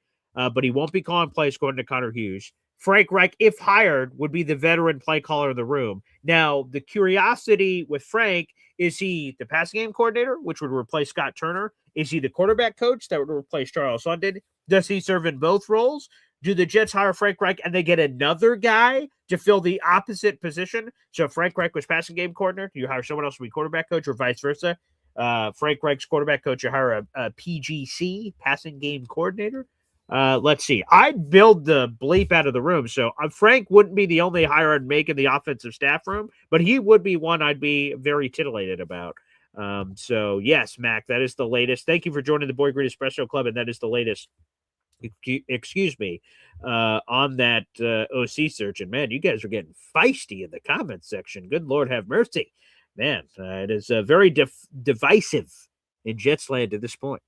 All right, let's go back to the phone lines. We got the legend Lou B, Super Jets fan. Whoa, with the jumbo action happened there. What's up, Lou B?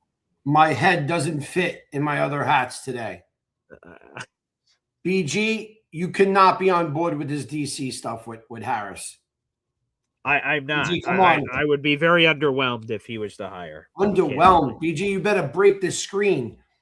There is so many things that a head coach needs to do in order to play in this league right now. I mean, anyone watching the playoffs must see how advanced football is right now.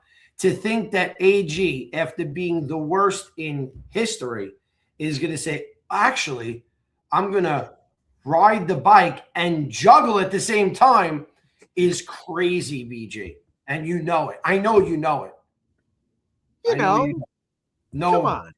Being an AG supporter doesn't mean that you have to all of a sudden be, okay, you can be the head coach and a DC now.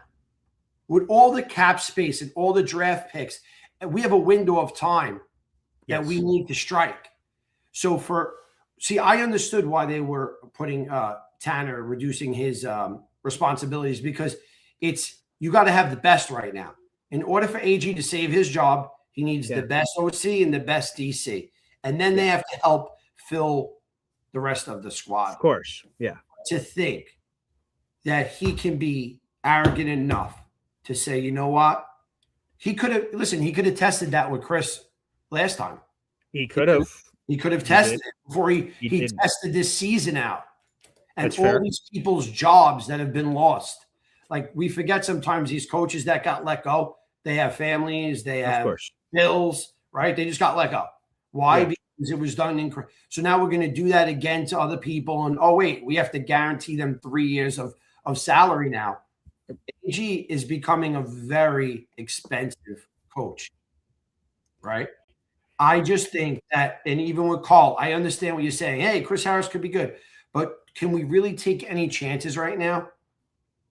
If Chris Harris was good, would they have blown so many schemes the last 4 games that he was the DC? I think we're in alignment, Luby. My and your preference are exactly one and the same. Yes. I want Jim Leonard. And by all accounts, I don't have every defensive coordinator job in front of me, right? And there's more that could become available based on who gets hired in these remaining things, which could create other openings. So I don't know, there's 10 left, there's 5 left. I don't know how many spots left. I just know that 2 of the most attractive ones to Jim, which would have been reuniting with John Harbaugh with the Giants, is off the table. And going home to mama, Wisconsin and Packers, is off the table. I agree. I don't know what other ones intrigue him on the market, but I just know that he has at least spoken to the Jets once, and he would be my preference. He has the perfect combination of everything that I'm looking for. He's young. He's 43. He has worked around a lot of smart minds. He is a former Jet. That's and some people always make fun of that when I bring that up, but that means he has, and he was here when we were good. So he wasn't just here for 3 random shitty years. He knows what it's like when New York is New York and the Jets are winning. He knows what that feeling is, and I'm sure he would love nothing more than to give that feeling back to the Jets. And then he has called plays before. This is not, oh, what could he do? He had all kinds of talent there at Wisconsin that he was developing and brought to the National Football League level. And he called plays and did a nice job at it. So for all those reasons, I am all in on Jim Leonhard. I've wanted him from the get-go. I want him now. And by all accounts, he is available to be had. His team lost in the AFC Championship game. Unfortunately, I would have preferred the Broncos in the Super Bowl, but his team lost. So he could be hired right now at this moment in time. The Jets have met the Rooney Rule qualifications. They can hire whoever they want right now. And I want Jim Leonhard. That's who I want. That's who my heart is set on. That's who I want the Jets to hire. Me too. The only question is, did he take the call yesterday? That we don't know, right? If he took the call yesterday and said and interviewed for the second time, they had to make him the biggest offer ever as a DC. They just needed to. The second he got on the phone, that's $6 million a year, right? Nothing. So full control, assistant head coach. They needed to offer him the bag and the control, right? So you tell me, Luby, you give me your gut here, okay? What we've heard is silence, right? So he was allowed to speak to the Jets for a second time yesterday, but nothing. We've heard crickets. My gut tells me this. This may just be the optimist in me.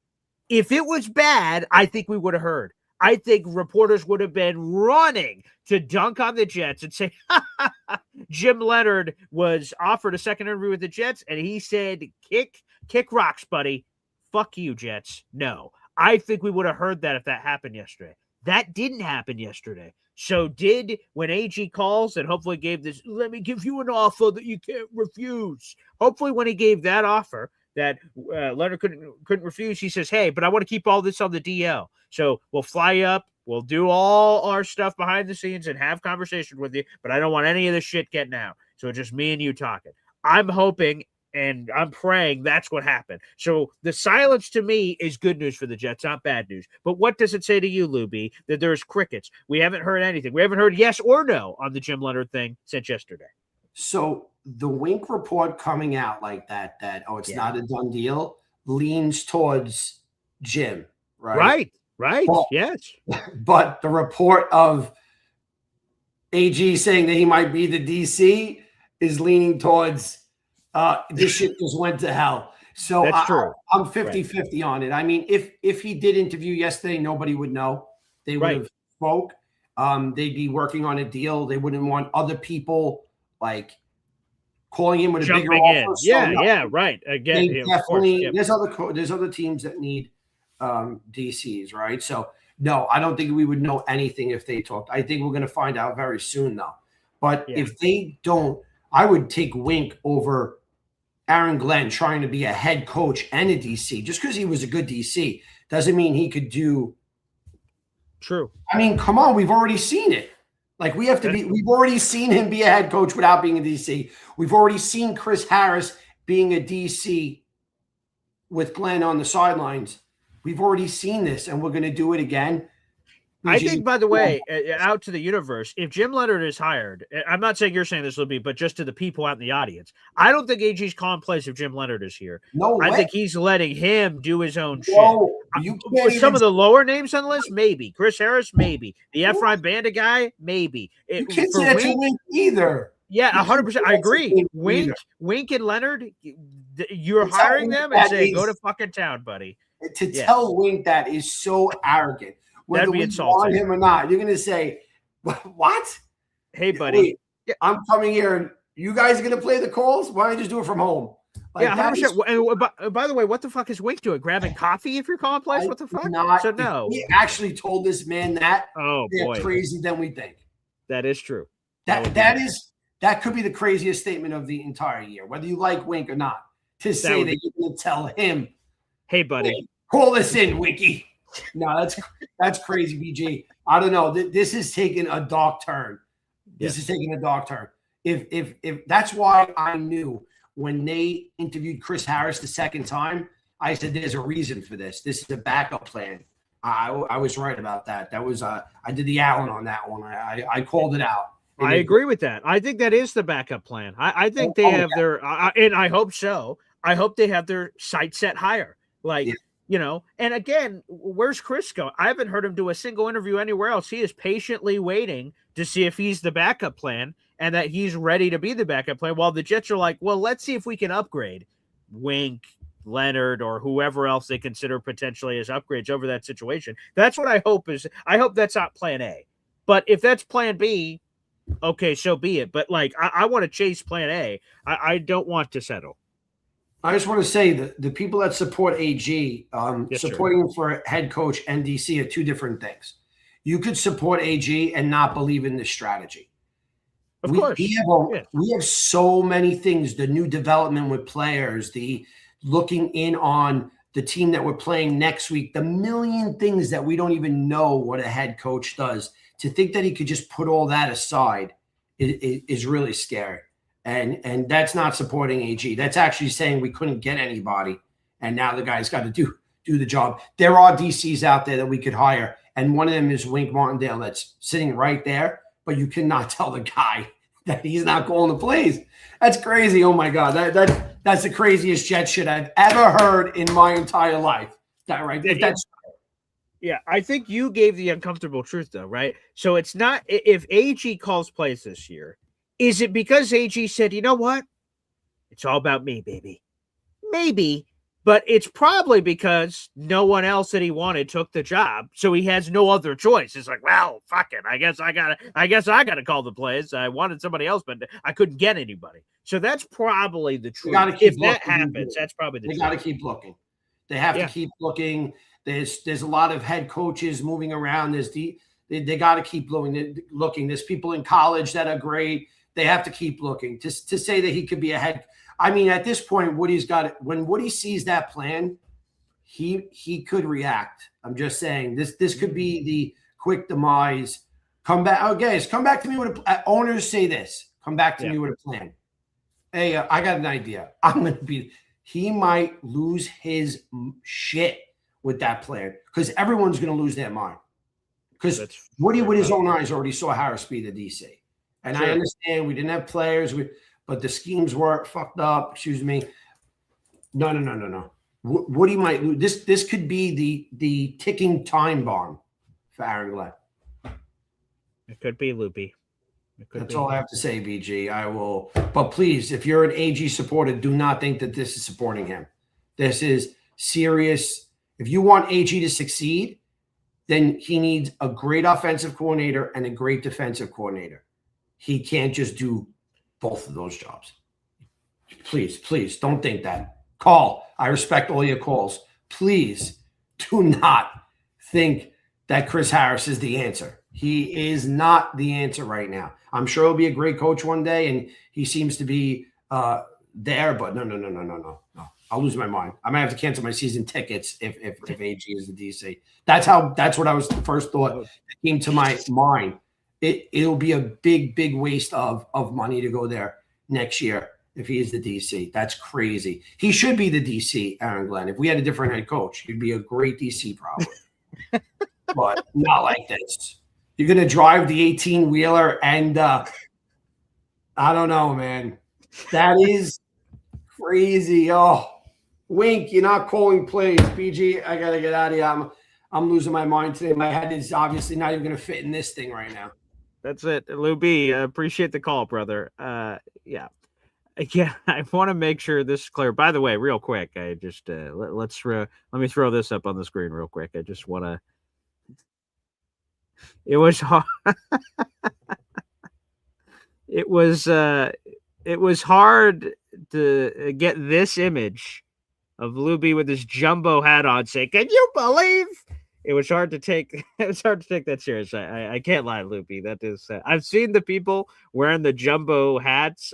I don't, as a hat collector myself. Again, for the Boy Great Espresso Club, I will eventually do one of these tours of my house, and you will see my hat collection, which I'm very proud of. I do not have the jumbo hat yet, but That's great. I just want to reiterate to make sure if that somehow got lost in the sauce. The Jets have 5 candidates to consider. 3 have removed themselves. Of the 5, I think 2 of the 5, if they were hired, would be the defensive coordinator, and no questions about it, they'd be calling plays. I think it's Wink Martindale. I think it's Jim Leonard. The other 3, maybe they'd be hired and call plays, but maybe there'd be AG influence. And those other 3, which again, here's the list. Efron Banda, who a lot of people don't know, he's a Cleveland Browns guy in his 40s. DeMarcus Covington, who's been a DC at the NFL level for the Patriots at one terrible Gerard Mayo year. And then there's Chris Harris. Those are the other 3 that, to me, those 3 may have a lot of AG influence, or he's calling plays with those 3. The other 2, I think Wink would obviously call plays himself, and I think Jim Leonard would call plays himself. That's what I believe. But to each their own in the universe. Oh, Lou B, what a call. We have 500 people in the room. Again, over 150 of those 500 are watching on YouTube. Make sure you guys like the video and hit subscribe. Let's go back to the phone lines here. I think we have him. Is this your? Yep. You there? Yep. Oh, wait. You're? Yep. Hey, what's up, buddy? BG, can you hear me? Yeah, I got you loud and clear. All right, I'm gonna drop out and come back in because I can't hear you. So I'm gonna drop out and come back in. Okay, all right, there we go. We'll try to get your back on here on the show. Wait him a second.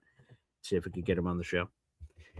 Okay, guys, make sure you guys like the video, hit subscribe. We'll be on for a few more minutes here as we're having some conversations. By the way, everybody stay safe with all the wintry conditions, all the snow conditions that are happening there outside. So make sure you guys stay safe. Okay, I believe we have your back here. You're on mute right now. Yeah, BG, I hear you. Can you hear me? Okay, yeah, I got you loud and clear, buddy. Yeah, appreciate it, BG. BG, this is terrible. The Jets hiring Frank Reich, Wink Martindale will be set us back years to 2015, 2014. We don't have a QB. We don't have receivers. We don't have a D-line. We don't have anything, BG. Forget Frank Reich. Forget Wink Martindale. You bring in the youngest offensive mind there is out there. Yeah, of course not Tana Engstrand. Tana Engstrand shouldn't have been here last year. But being that everybody knew that AG couldn't put together a competent coaching staff last year, he had to settle for retreads. Steve Wilkes, one of the worst defenses in the Super Bowl era. He hires as a DC. The OC, Tana Engstrand, who wasn't even his first pick. His first pick was the guy, I believe, that went to the Texans, correct? The OC from the Texans, who didn't really look too good this year. Yeah, he's the Dolphins guy now, yep. So, no, not Slowick. The guy who left the Rams, I believe. And Haley. Yes. Nick Haley. Yes. And I believe, if I'm not mistaken, that was AG's first pick.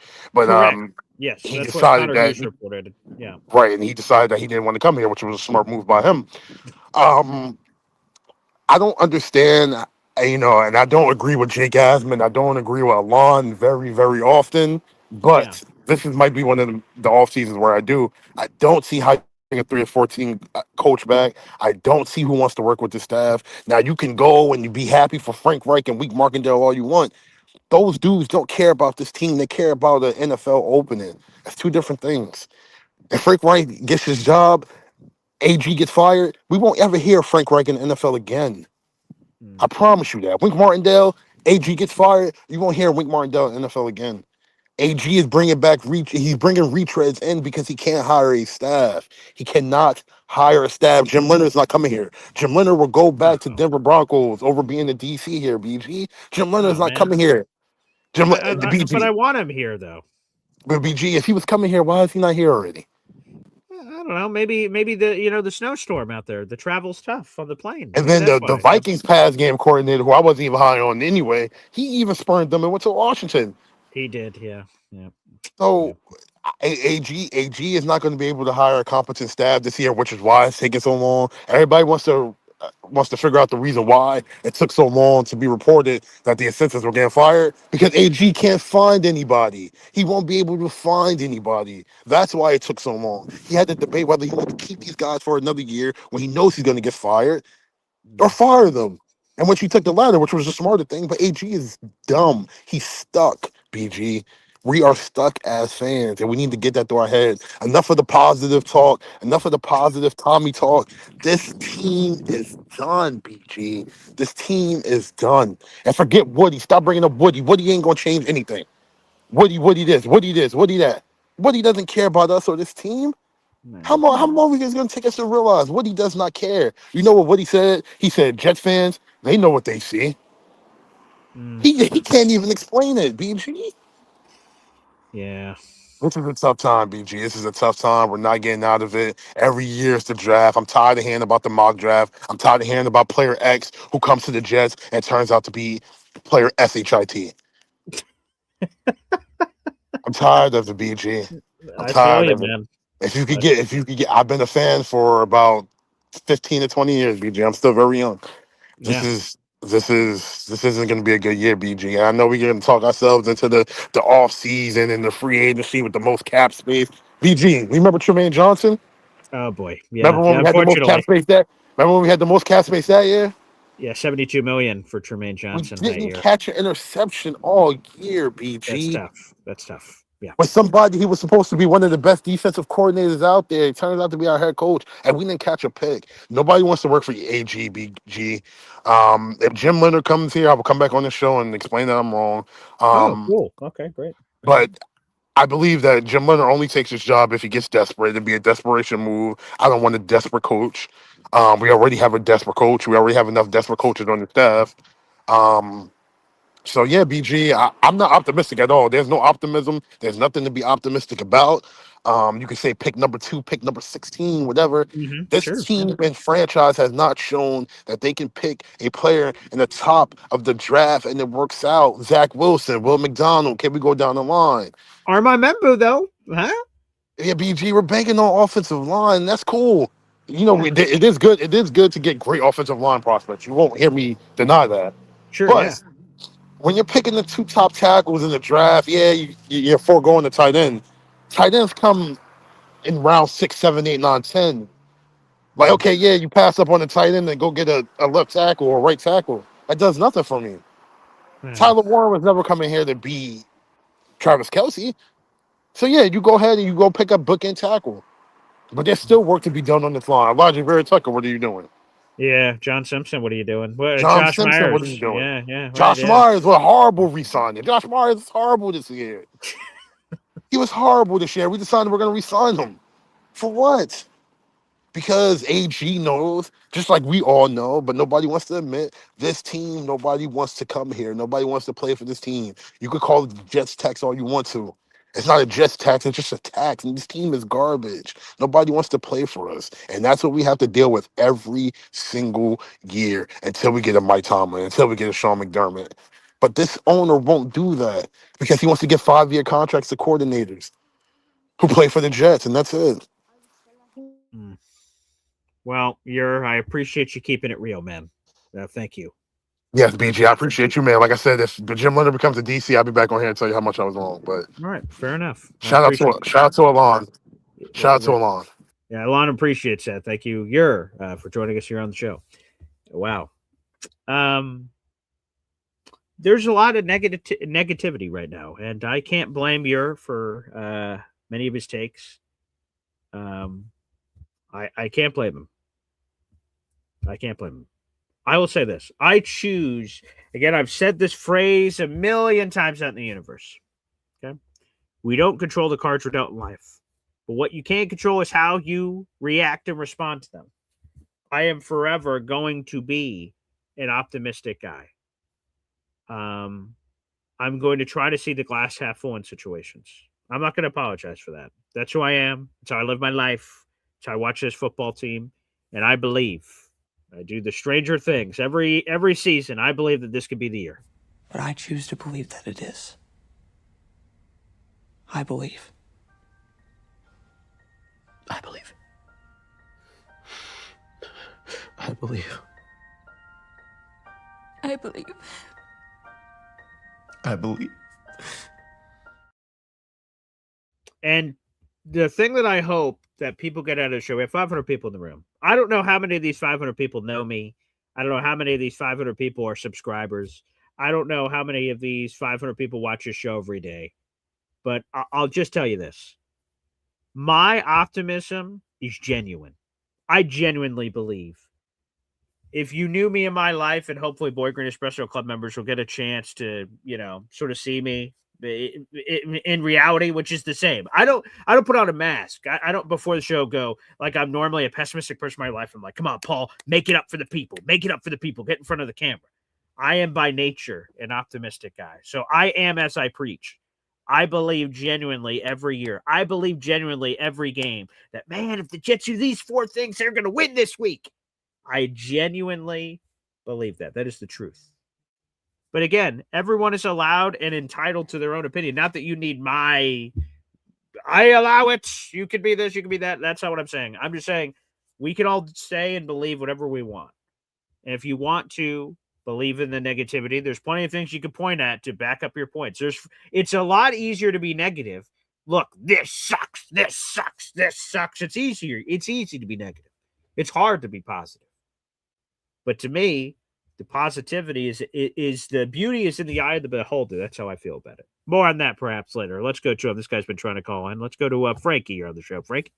Yeah, sorry, I got like 5 minutes before my next call, so I'm going to make this real quick. The Yeah, most sure, of important course. thing about being a manager is hiring the right people. Okay, you can't do someone's job. Early in my career, I failed miserably when I became in charge of people and managing people because I wouldn't let go of the detail and being the analyst or the whatever, I was too in the weeds. And that wasn't my job to be in the weeds. My job was to be more strategic and so forth. My point is this, you have to be able to hire the right people, and then immediately, if you got the wrong person, you got to fire them immediately and just start over. And I listen to a lot of what Gary Vee says, and he says, one question they asked him, well, how do you know you're hiring the right person? Well, you don't until they actually start working for you in reality. You can go through all the interview process, do all the psychological crap you want to do until you actually see them working. You never met this person unless you worked with them before or they're a recommendation from somebody. You have no idea. But let me tell you something, you do know immediately when you fire somebody if it's the right decision or not. And with all due respect to AJ, I could assume that a DC has to going to spend about 90% of his time analyzing the game film coming up and preparing Probably, for the yeah. game. He can't do that and manage the entire team, especially as a first year coach. If you want to go hire McDermott, an assistant head coach like Sean, go ahead and do that. And then maybe you can do it and make him the full-time DC. Okay, but I think it's insane that he's going to try that. I think the biggest problem is that he maybe just can't get the person he believes is the right person, but keep trying. Yeah. That's it. I gotta go. So I got a meeting to get to, but I want to just say that because it's really important that people understand. I just don't believe that a person can do, 3 jobs on a team. Or anywhere, just in regular in a job. You're the CEO. You're in charge of the strategy. You're in charge of managing all the people. Make sure you got the right people and they're doing the right job, not doing all the details. Takes too much Appreciate time. it. Thanks, Frankie. I appreciate that. And thank you for calling in with the time that you had available. The thing I would say is this for the people that think it's Luby, Frankie, others that are like, AG is nuts to consider. Again, it's not official. I want to make that clear. It's not official. AG is going to be calling plays. There is a lean, according to Connor Hughes' latest reporting. It's very possible that is the result, but it's not official. There are some criticisms of the fans of the audience that say, man, he was the accusations are AG was overwhelmed with the food on his plate last year. Now he's going to call plays. What the? I would say this again. There are plenty of coordinators, or excuse me, coaches. Let me make sure I'm clear. There are plenty of coaches in the National Football League of the 32 teams. There are plenty of head coaches that call plays on offense or defense. I don't know if Google will help me with this. How many NFL head coaches call plays? Okay. It says 17. So that's what the internet says with a quick search. That's 17 of the 32 head coaches in the National Football League as of this past season call plays for their team, whether that's on offense or defense. So, folks, think about that for a second. If Google's right, that was just the number they spit out. They said that the National Football League is 32 teams. according to the internet, 17 of the 32 this past season call plays, whether it's offense or defense. So over half the league calls plays. They figure it out. Now, there's only one team that wins the Super Bowl, so we'd have to divvy up the success level of those results. Are they doing a good job doing both? But the fact that over half the league, apparently, according to the internet, calls plays means that this AG idea is not as crazy as it appears. And Frankie asked a good question, BJ. How many of those are first-time coaches? I don't have that data. It doesn't have the names in front of me, so I'm not sure. That's fair. I don't know. I don't know the answer to that question.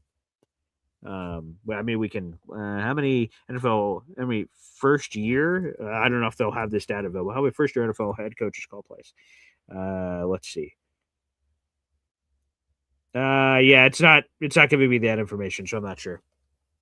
Let me see, actually. So I'm going to pull this up. The ESPN has an article from before the season of who calls plays for their teams. So let me just search through this real quick of first year head coaches.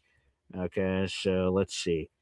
So I'm looking for first year guys on this list. I'm going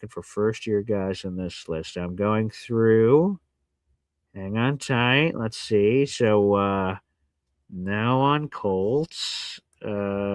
Jacksonville. So okay, there's one. Liam Cohen, according to ESPN, is the play caller. So that's one. He's a first year coach. So we got Liam Cohen on there. I'm looking. He's a head coach who calls plays for his team. Brian Schottenheimer, that's two. First year head coach in the National Football League, so that's two. All right, let's go. Two NFL first year head coaches call plays. Ben Johnson, that's three. We have three first year NFL head coaches that call plays for their team. Let's keep rolling. Let's see. Four, Kellen Moore, that's your fourth. He is a first-year head coach that calls plays for his team. So we have four right now, and maybe it. Let me see. That is. So 4 first-year head coaches, Frankie, for your question, 4 first-year head coaches this past season and the season that continues to exist call plays as a first-year NFL head coach. Call plays on offense or defense. 4 of the 32 coaches. And then if you want to slice that number even more, so 4 of 32, you could say whatever about that number, but 4 of how many head coaching jobs are there? 7 or 8? So half of the first-year head coaches call plays? Interesting. So that answers your question, Frankie. Shout out to ESPN and the ESPN group for having that information available in an article. 4 first-year head coaches call plays. 4. Alon says all 4 were offensive-minded. I'm not sure what that means. What difference does it make, whether it's offense or defense, if you're calling plays? What difference does it make? I don't get that difference. So to me, it doesn't matter that they're offensive. The fact that 4 first-year coaches did it, and apparently 17 of the 32 did it, I think that speaks to itself that it's possible. So, but now he's not a first-year coach anymore. He's a second-year coach. And I think AG, learned a lot of lessons in year 1, good and bad. He's like, holy crap. I didn't know what being an NFL head coach had to be. And by the way, that shouldn't be a bad thing. A lot of people don't know what it is to be a head coach until you're in the chair. So the criticisms of the first year thing, he's no longer a first year. Hopefully he learned a lot of important lessons that first year of like, holy shit, this takes up more of my time. Oh, this takes up less of my time. This does this. This does this. So again, my preference to put it back out into the universe, I want Jim Leonard from the Denver Broncos. He checks off a lot of boxes for me. Work with smart people, 43 years of age, former Jet. He loves this. He loves this organization by all accounts. He called plays at Wisconsin. He's always been promoted wherever he's been. That speaks to it. He's a super intelligent guy. He was praised for that intelligence in his playing days, and ESPN wrote a Whiz Kid article about his success at Wisconsin where he was calling plays. So that's all very intriguing to me. I want Jim Leonard. But if I can't have Jim Leonard, Wink is interesting in his own ways, even though a lot of people hate Wink. He's interesting in his own ways. But if AG decides to call plays himself, this is not a concept where he is the only head coach in the National Football League who's called plays. He wouldn't be the only defensive head coach that calls plays for his team in the National Football League. And he's no longer a first-year coach. Again, he is now a second-year head coach. That started a couple weeks ago. When first year was over, you're now into year number 2. That's how it works. Super chat coming in. Let's go to our boy NC Green here on the channel. Hey now. Wow. Let AG call defense and bring in an assistant for in-game stuff. Yeah, 100%. If AG is the defensive coordinator, just like straight up, or he is the play caller, however you want to divvy up the title, the label, you are going to need a guy for the week of prep. Like, not that AG won't be a part of it, but you need someone who's doing a lot of that work. You need in-game stuff so you can do your head coaching responsibilities and call plays. So, like, there's a balance. There's a lot of stuff that we in our audience seat have no idea, like, what goes into being a defensive coordinator. Like, an NFL player, like, oh, cool, they play games on Sundays. There's practice. There's regen. There's rehab. There's all kinds of crap that we don't know about during the week. But, like, not the player stuff for a head coach. Like, oh, boy, they got to do game planning. Oh, wow, they got to do meetings. Oh, wow, they got to do all this crap we never think about.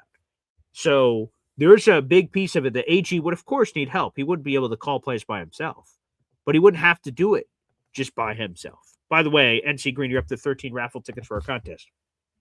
Yeah, there's a lot of extracurricular activity that goes into being a coordinator, but you would have to hire the right people. So in this case, if it's AG and Chris Harris, or it's AG and Banda, or whoever is part of that conversation. So again, I don't think it's a crazy idea. Plenty of coaches in the National Football League call offense or defense.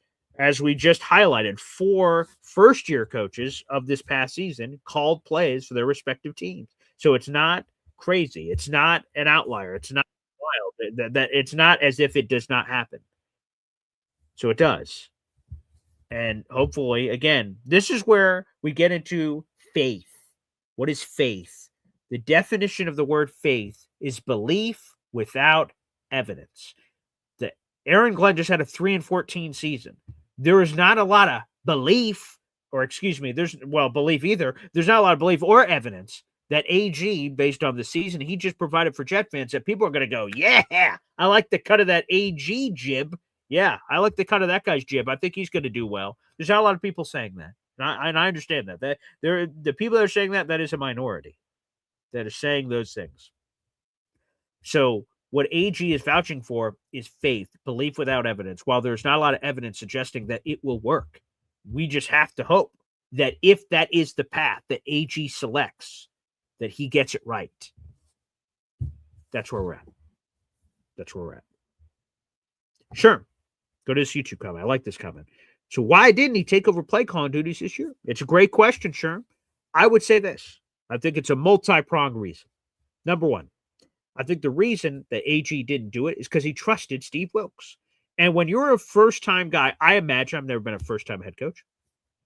When I go through a extensive interview process, and I interviewed 20 guys, I don't know how many guys he interviewed, but I interviewed 20 guys, and then after all my research, all my conversations are like, you know what, Steve Wilks, you're the guy, baby, and I hire him to be the DC. And it starts going south during the season. I'm like, shit, I trusted Steve Wilks. I got to let him see it through, right? Like, sure, he's in a rough patch, but, you know, it's like marriage, through thick and thin, till death do us part. I committed to this person that they, through the highs and lows, are going to figure this thing out. And so I would think that a large piece of the puzzle, to me, a large piece of that puzzle is that AG trusted that Wilks was going to figure it out. And then all of a sudden it became abundantly clear, I think, to a lot of us that, oh boy, he's not going to figure this out. And then what do you do if you're AG? Do you fire a guy after 5 or 6 weeks of the season? Do you demote him, which is essentially firing him, as we're finding out with other coaches on the staff? Do you do that in the middle of the season? And then they reached a point of no return. It would, of course, came with 3 weeks left to go. So why didn't AG take over play calling duties? Because I think, first off, he trusted Steve Wilks, and that trust was misplaced. And I would say the other piece of the equation is that we were sort of fucked, right? We got to a certain point. The hay was in the barn. I've used that phrase a few times today. The hay was in the barn, and it was a net negative. So, okay, AG takes over play calling in the middle of the year. It goes great. AG gets shit for not taking it over sooner. If AG takes over play calling and it goes to shit, I thought this guy was some sort of defensive genius. This guy stinks. That's bad.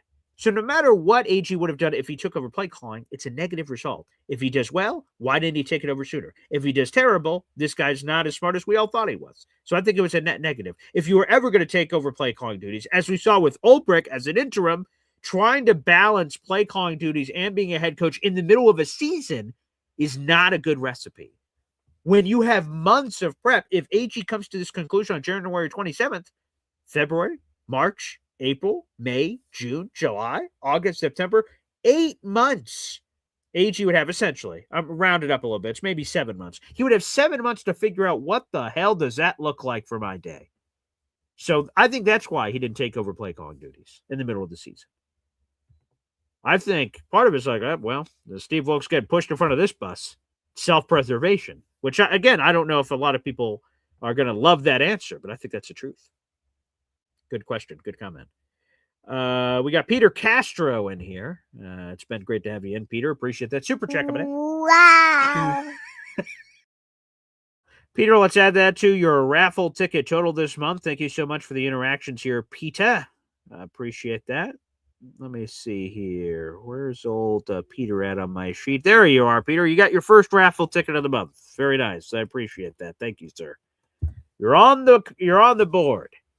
Call McDermott and Brady and lose Glenn. Yeah, again, it sounds like Sean McDermott's going to take the year off, so that's not going to happen. And again, it goes to show what I just said, right? If AG makes no staff changes, he's an idiot. Why would he possibly run it back? He makes a lot of staff changes. Oh my God, look at this guy. He's dysfunctional. He's firing all his coaches. If Woody said on January 27th, you know what? Fuck AG. You're fired. He'd look like a dysfunctional mess for firing a guy so late, which the fans would then make fun of. So we're stuck in this catch-22 where no matter what happens, it's bad. If AG would have been fired after year one immediately at the end of the season, Woody Johnson's a trigger-happy billionaire who can't not meddle. He signed AG to a 5-year deal and he immediately fires him. That doesn't look good. If he fires him here on January 27th, that doesn't look good.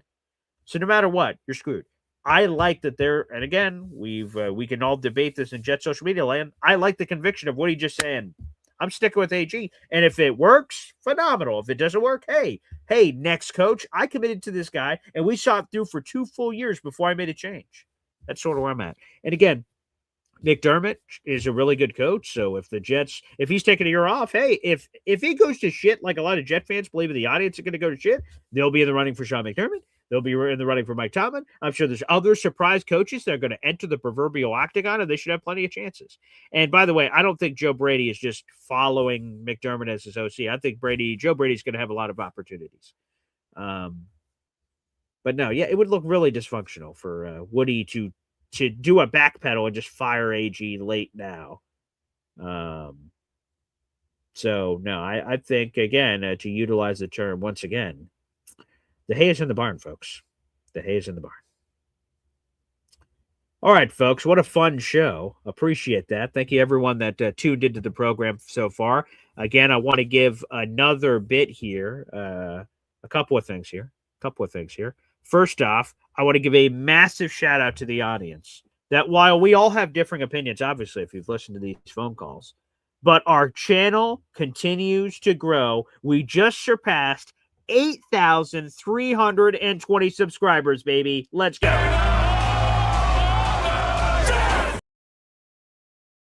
I am humbled by this audience. I am humbled by this community.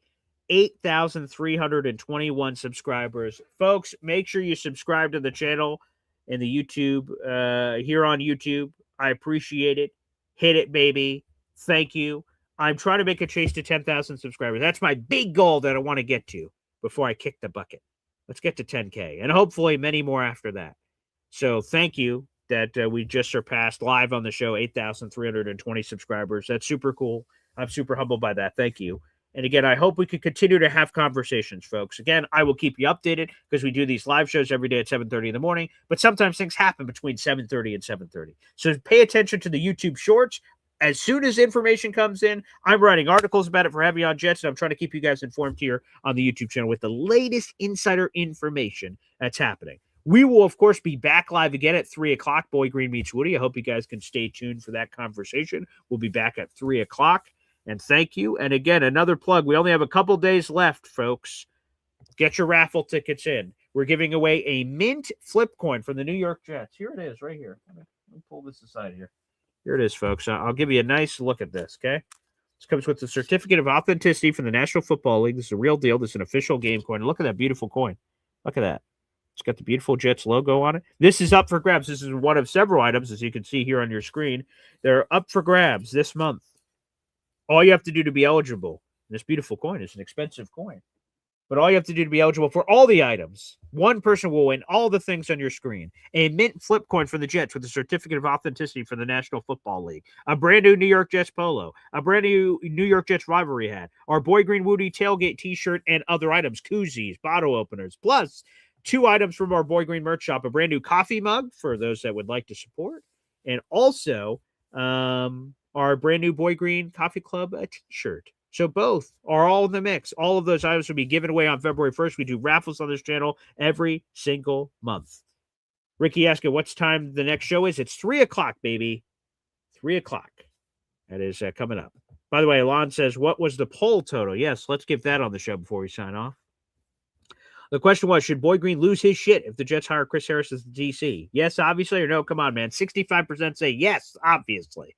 I should lose my shit if Chris Harris is the hire at DC. There you go. Appreciate that. All right. Let me finish off, make sure I didn't miss anything else. So, yes, 3 o'clock live is when we're coming back on again. That's Boy Green meets Woody.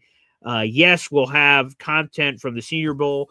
NFL insider Matt Lombardo will join us live from the Senior Bowl on Thursday. We've got Nick Ferry at 8 o'clock on Thursday as well. So we'll have a double dip of guests. That'll be terrific on Thursday, which I'm looking forward to.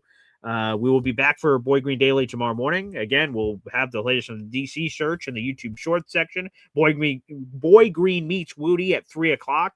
We'll also have a Nick Ferry conversation on the MC Show digital channel as well. And I agree with Sal here. Great call-ins today. I appreciate the passion. Again, whether we agree or disagree, I love that we have different opinions on this program.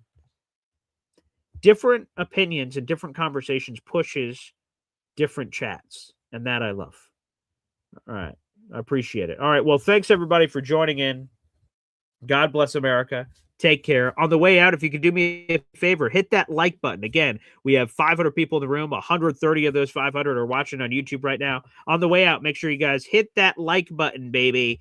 Make sure you do it. That helps get this Jet show organically in front of other Jet fans in the audience. This will feed other New York Jet fans. So I appreciate that. And make sure you guys do it. Again, if you're not subscribed already, hit that subscribe button, baby, as we continue to grow this puppy.